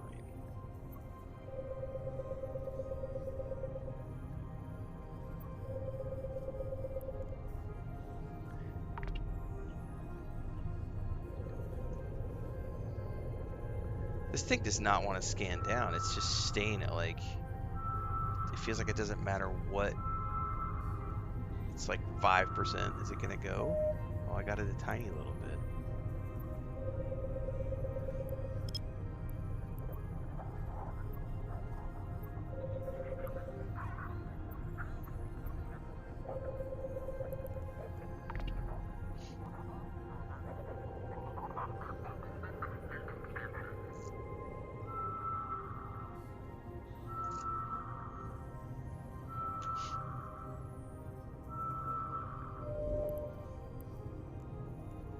8.9. I feel so. Come here. Get over here.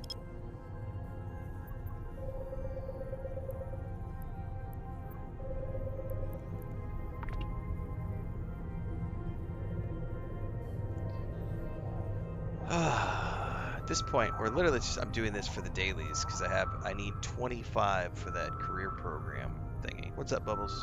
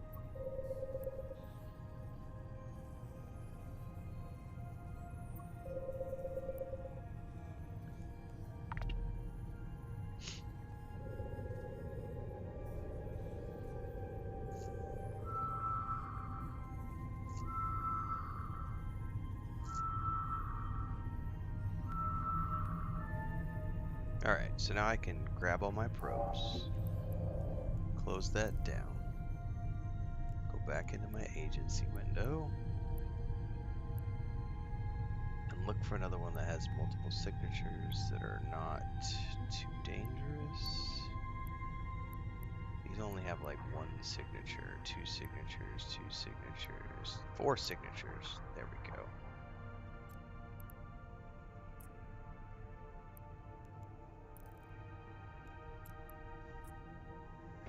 Web drive active.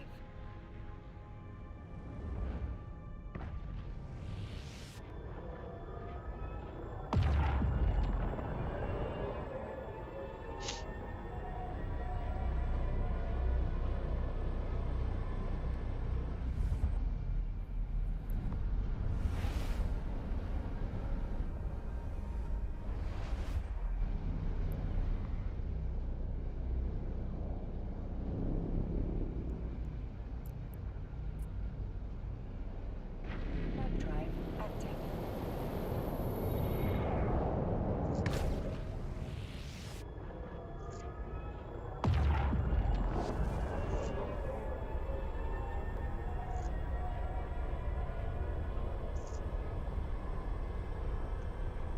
I'm 2 hours in. I have yet to find a fucking data or relic site.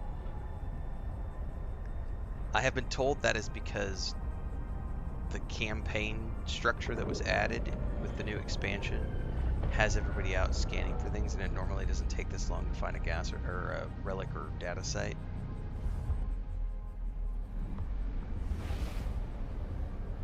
I haven't found squat after 2 hours. Web drive Yeah, people are active. beating me to it. It kind of feels that way.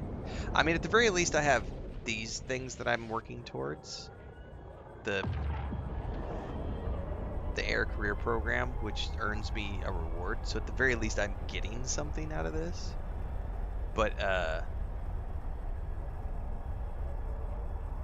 have yet to find a relic or data site.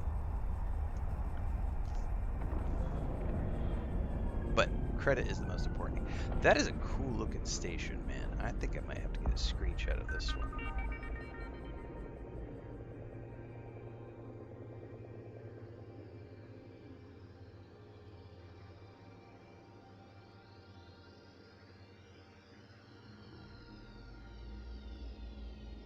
I'm not really gonna get the angle that I want though, so yeah. Okay.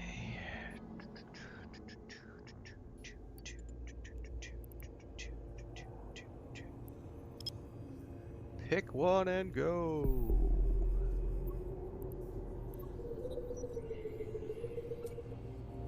Oops, we need to be on the bigger one. Make it bigger, boss.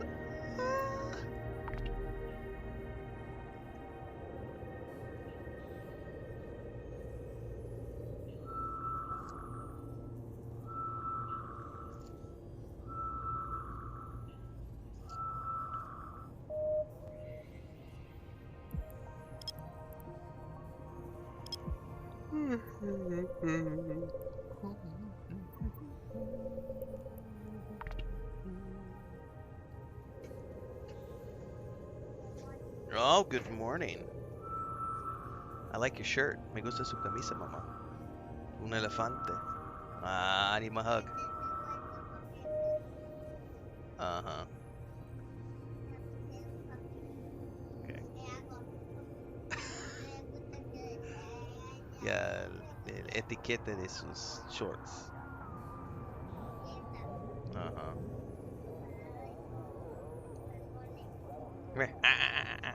You forgot. Yeah, no olvides el abrazo. Good morning. Thank you. Love you. Mm-hmm.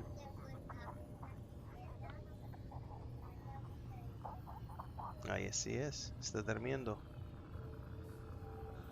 Bueno. Buenos días. Gracias.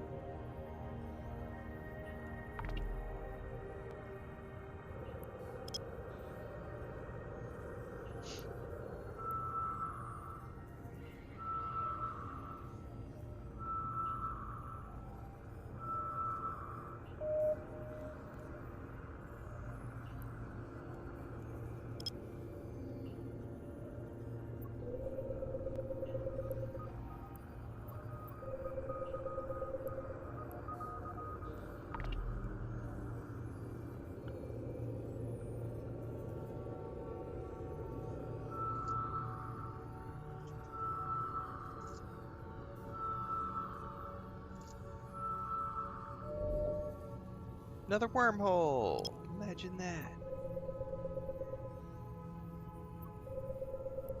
Fucking wormholes everywhere, man.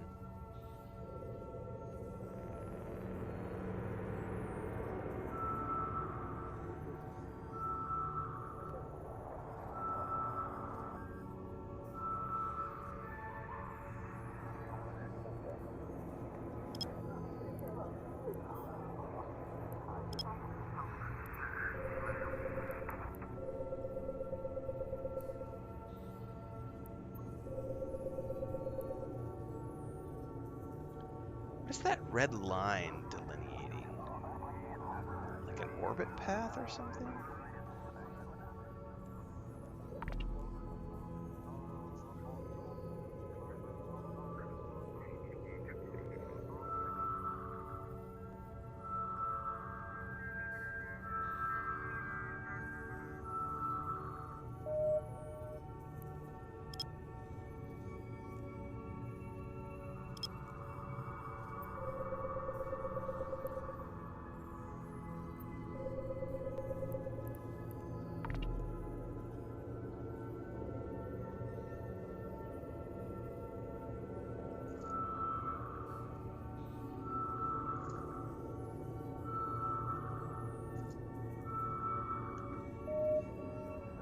Shit, where'd you just go?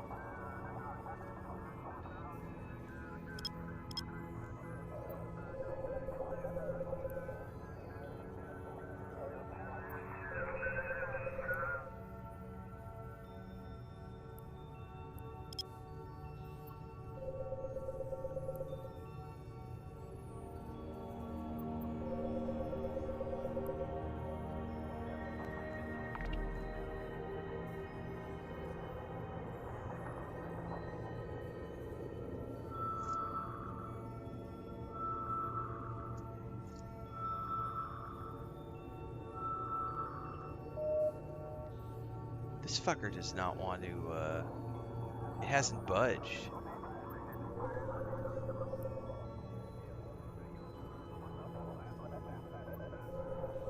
What if I just keep it at the same?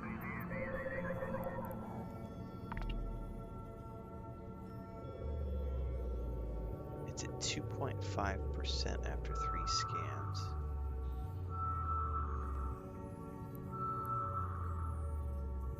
Scanning difficulty unknown.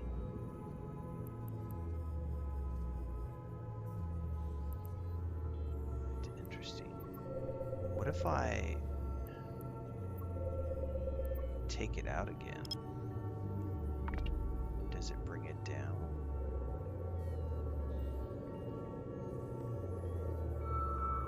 You guys are getting the unfiltered thoughts from my brain.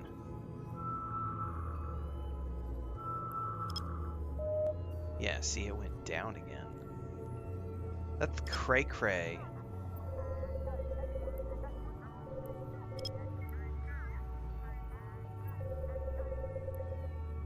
This one is just like, no, I don't want to be scanned.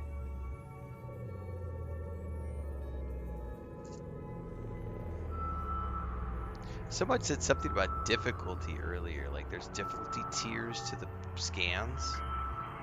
I've not heard anything about that since I started playing, so I have no idea what determines the difficulty or how you even see the difficulty, because right now it tells me unknown difficulty. So I'm assuming when you see one that's like this, it means it is a higher difficulty.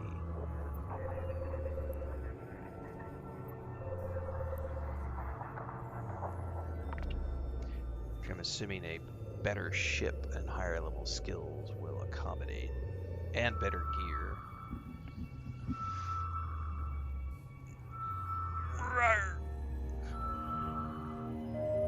That fucker is not budging. I'm gonna give up on you, and I'm gonna go over here to this one.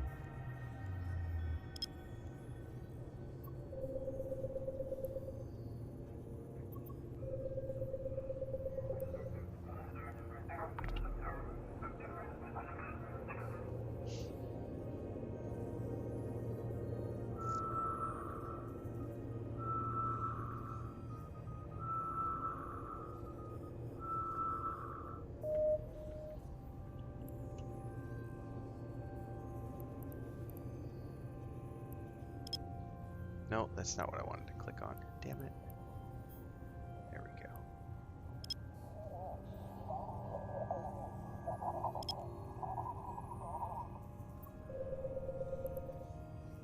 I wish you could just snap to, but they have this annoying thing where it's like, it's 3D space.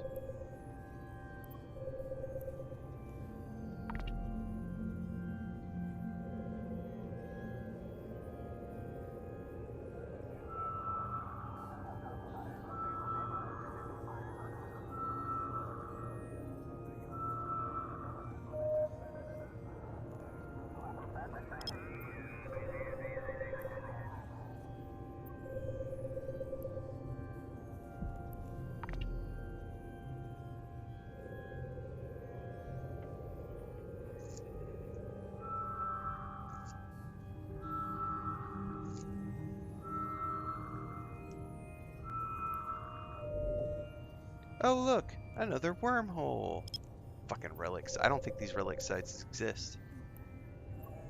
It's all a lie, man. Exordium lied to me. There's no relic data sites, no gas sites, just wormholes.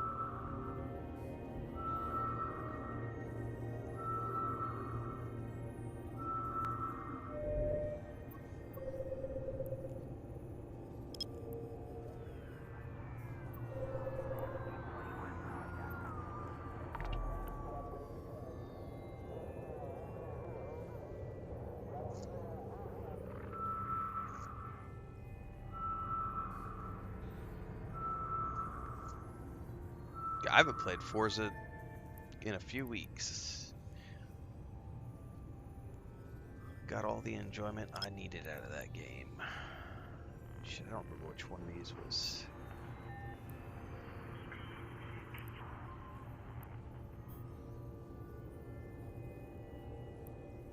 was looking for? I don't remember. No, no, no! Drive active. No, no, I clicked the thing. Stop, stop, stop, stop, stop, stop, stop. Jesus, Mary and Joseph.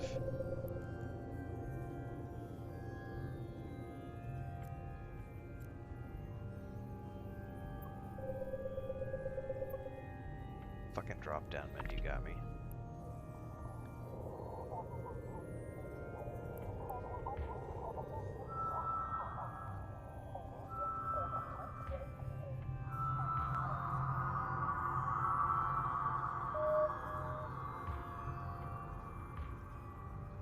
Is this the same one I was trying earlier? It might be, because it only budged like, it's like we're only gonna go to 2.5%.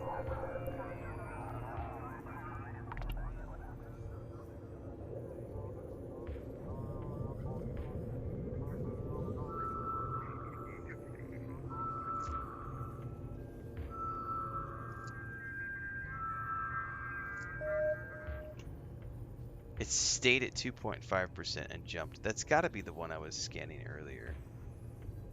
So yeah, we're gonna skip you and say fuck off, buddy. I'm gonna try this one instead.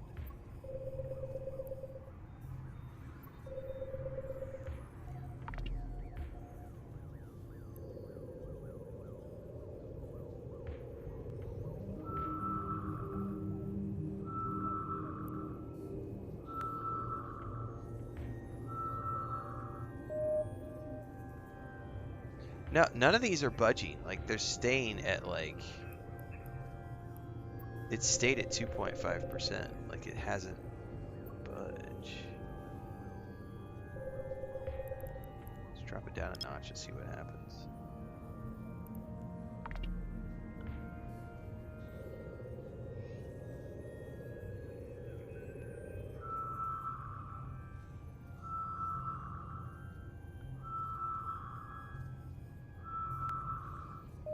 It went down.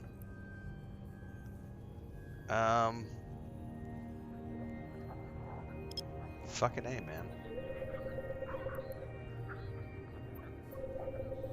Both of these are like, nope. Out of your level range, I'm guessing.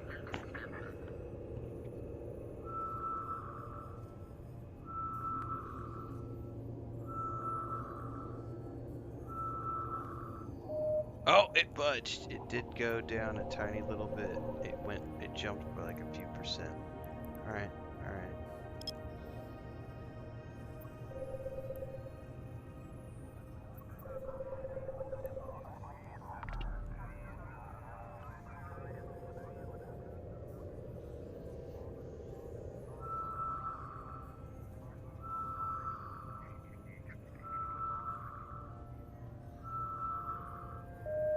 No, 15%. Oh my goodness. Progress.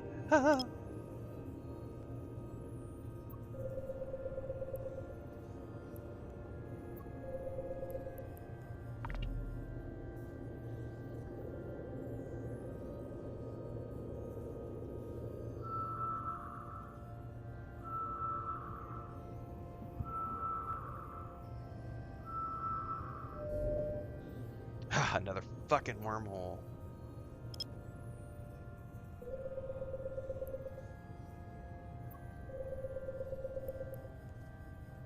I'll tell you what, I'm gonna just, if I don't find a relic site by the time I finish that quest, I'm giving up on that for the moment. Because, yeah, we'll be 2.5 hours in with no relic or data sites. Which is mildly annoying. Because I have 2 quests for that stuff, but no dice. But at the very least, I can finish my career program and get the reward for that.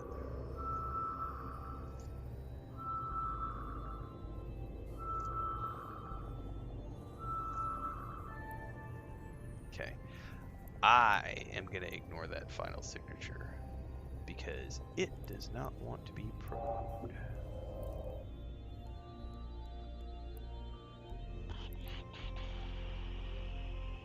That's the Current system. Eglin Hardware, where we just came from. Probably just gonna do this one at a time. Warp drive active.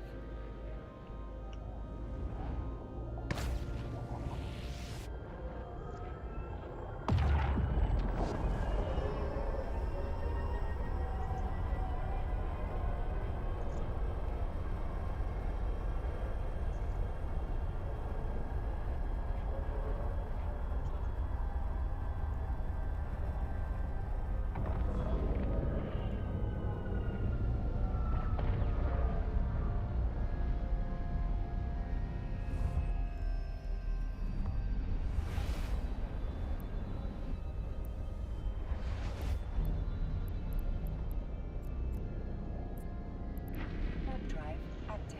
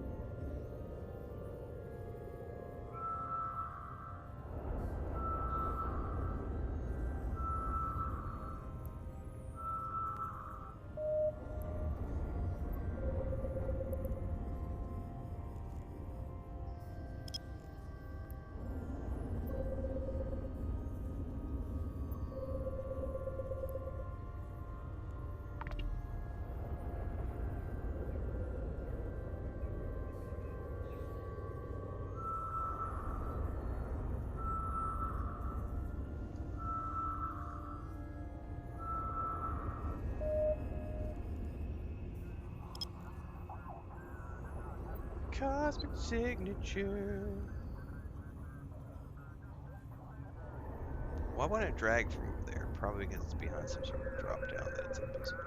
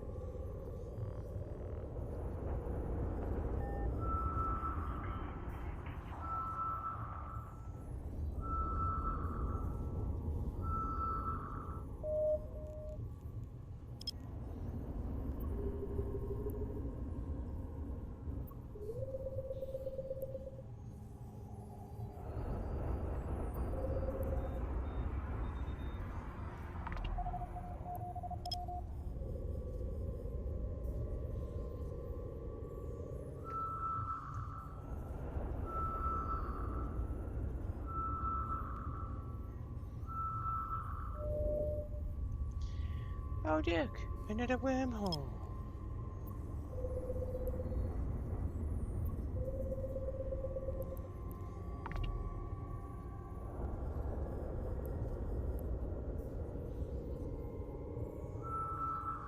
So it shows you the level after you've identified it. Interesting.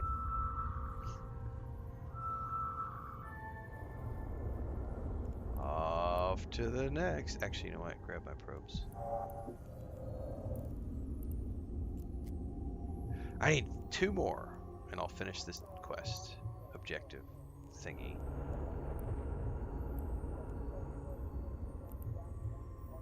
Have we done the Aberdeen? About to find out. Warp drive active. And then we can make our way back to Dodixie for the final.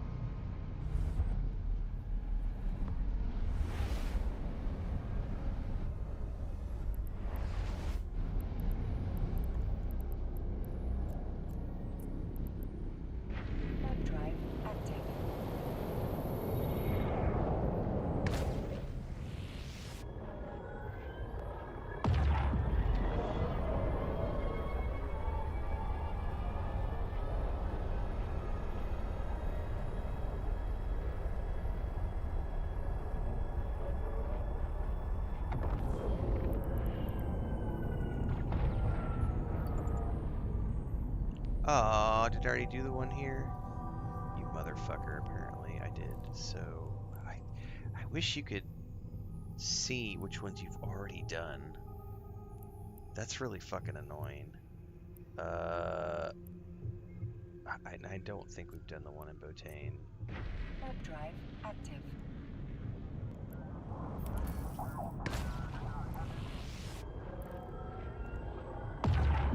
I guess if it says unknown, you know that it hasn't been. Maybe that's how you see.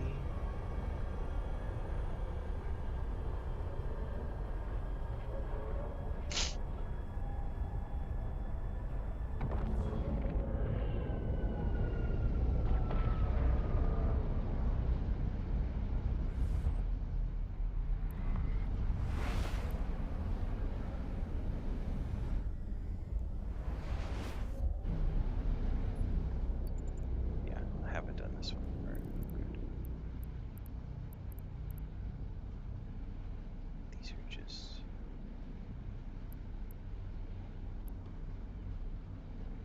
What is that? An engineering complex? Warp drive active. A million Iscus, another wormy. Oh, I'm not even like at this point. Not gonna lie, like this has made me want to not do exploration. If this is what exploration is like, because there is an event going on, I would rather ignore exploration while the event is going on, because this is fucking boring. Like I'm going location to location and it's a bust every single time.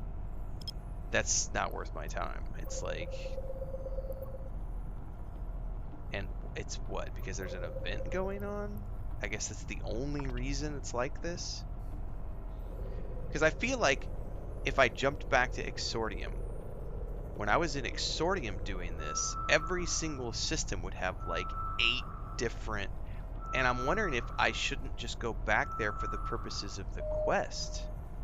Because if it seems like the quests they don't tell me that they have to be within a certain place at all. It's just, you need to scan these sites, hack these things. Like, they don't have like specific that I can see, like the whole Galaxy quest, Galente hacking quest. It doesn't say that it has to be a certain thing, right? So I'm like, maybe I should just go back to Exordium, because those sites, every single system would have like half a dozen um,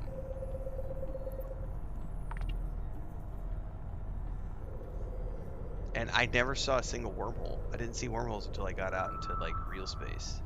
And now it's been like every single thing is a bust. It's like wormhole, wormhole, wormhole. Son of a bitch.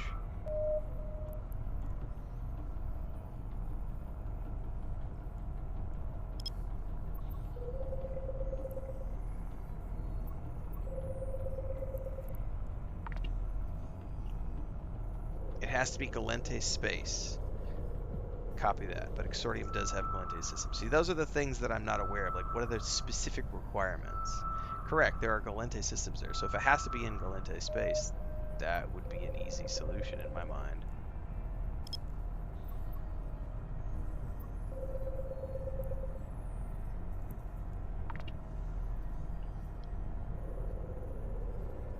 Yeah, I was gonna say, cause like if I could just go to Exordium to knock out my dailies, holy balls! Like I could have done this in 15 minutes instead of spending 2.5 hours getting cranky and frustrated that I'm not finding anything.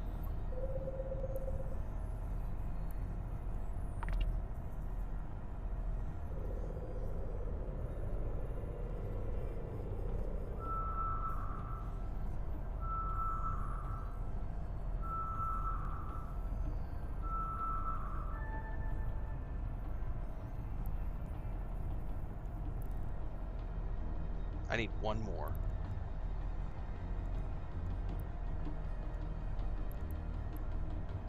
Could I just jump to Dodixie maybe? Warp drive active. See if there's one there.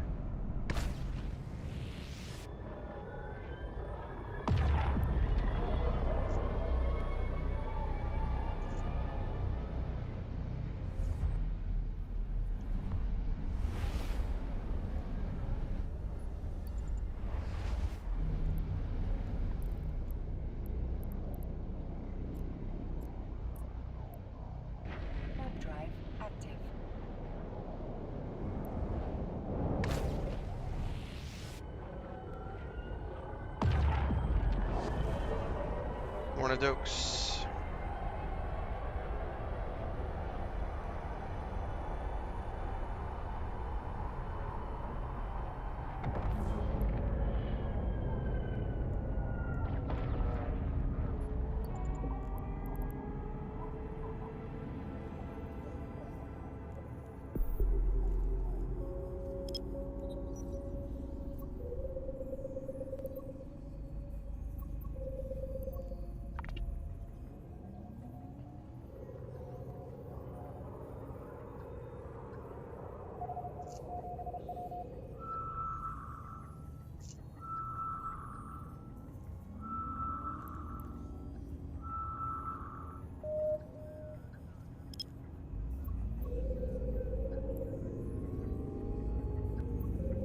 This goes back to that thing I was talking about at the very beginning of the stream. The learning curve of the game can sometimes be high. It's not that this is difficult.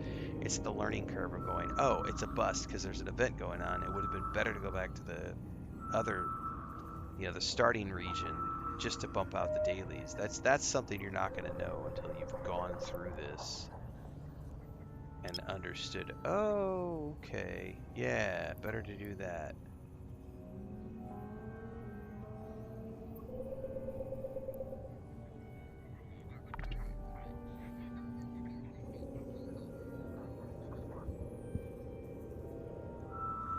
Turn me into Mr. Cranky Pants.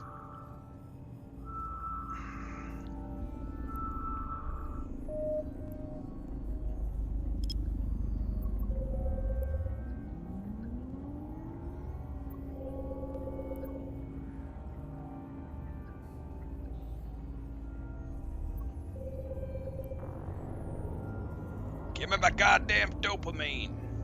I want it now. Right, that's a good point. Imagine not having Exordium as an option because it didn't exist until recently. Correct. I might have been forced to do this. Yeah, that would have been the quickest way to make someone like me bounce off the game and be like, yep, nope, don't want to play, don't want to play, thank you, big waste of my time. Like that is a killer. There's a lot of people out there, if a game is not respecting their time, they'll just go somewhere else because the dopamine hit is real. Like, you want to feel good when you play a video game. You don't want to feel frustrated and angry and, like, not angry is not the word I should use in that situation. You don't want to feel frustrated and bored, right? And there is that thing of like, only boring people get bored. But also at the same time, if you're doing the same activity over and over and over with no results, that can get boring regardless of who you are. There has to be forward progress being made. If there's not, there's no dopamine connection, there's no connection with the game, I'm not being entertained, and you go off and do something else. So it's a good thing that they added that Exordium. Because it has allowed people to have other options. Yay! Alright, now I can go play this. The previous event was the opposite. It added tons of scanning sites in high sec and they paid around 10 million per site. Nice.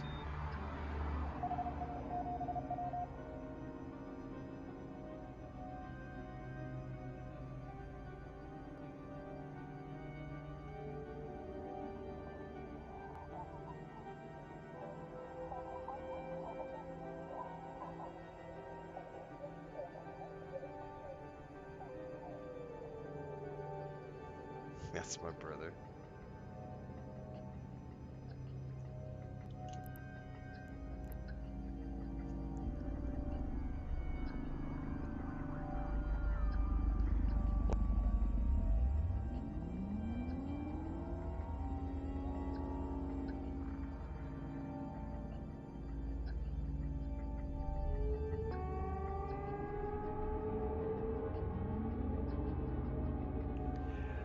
Do I still want to do mining? It's a good question. Let me think on that for a minute, Allie.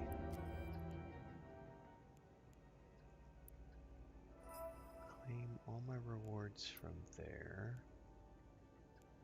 By the way, what's the next one over here? Scan 50 cosmic signatures. See, that would definitely be one I would want to do back in. Yeah, I think I'm gonna say no, Allie. I think I'm gonna say no. I think I'm gonna go. It's pretty early still.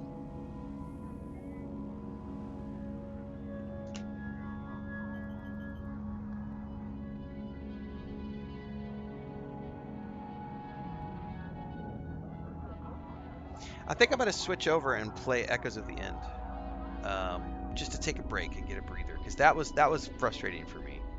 No lie, that was like Docking permission. not finding a single Docking relic request or accepted. data site in 2.5 hours was yeah, I'm ready to do something else. So I'm gonna switch over. I am gonna take about a 15-minute break because I haven't had anything to eat yet this morning, so I'm gonna go make some toast. I've got that fresh bread I made yesterday, so I'm gonna make some toast, get something in my belly, and then we'll be back in about 15-20 minutes with a different game. We're gonna go play that Echoes of the End, everybody. So see you in a little bit. Thanks for hanging out. Games are supposed to be fun. What? That's not true, JK. It's not true. It's impossible.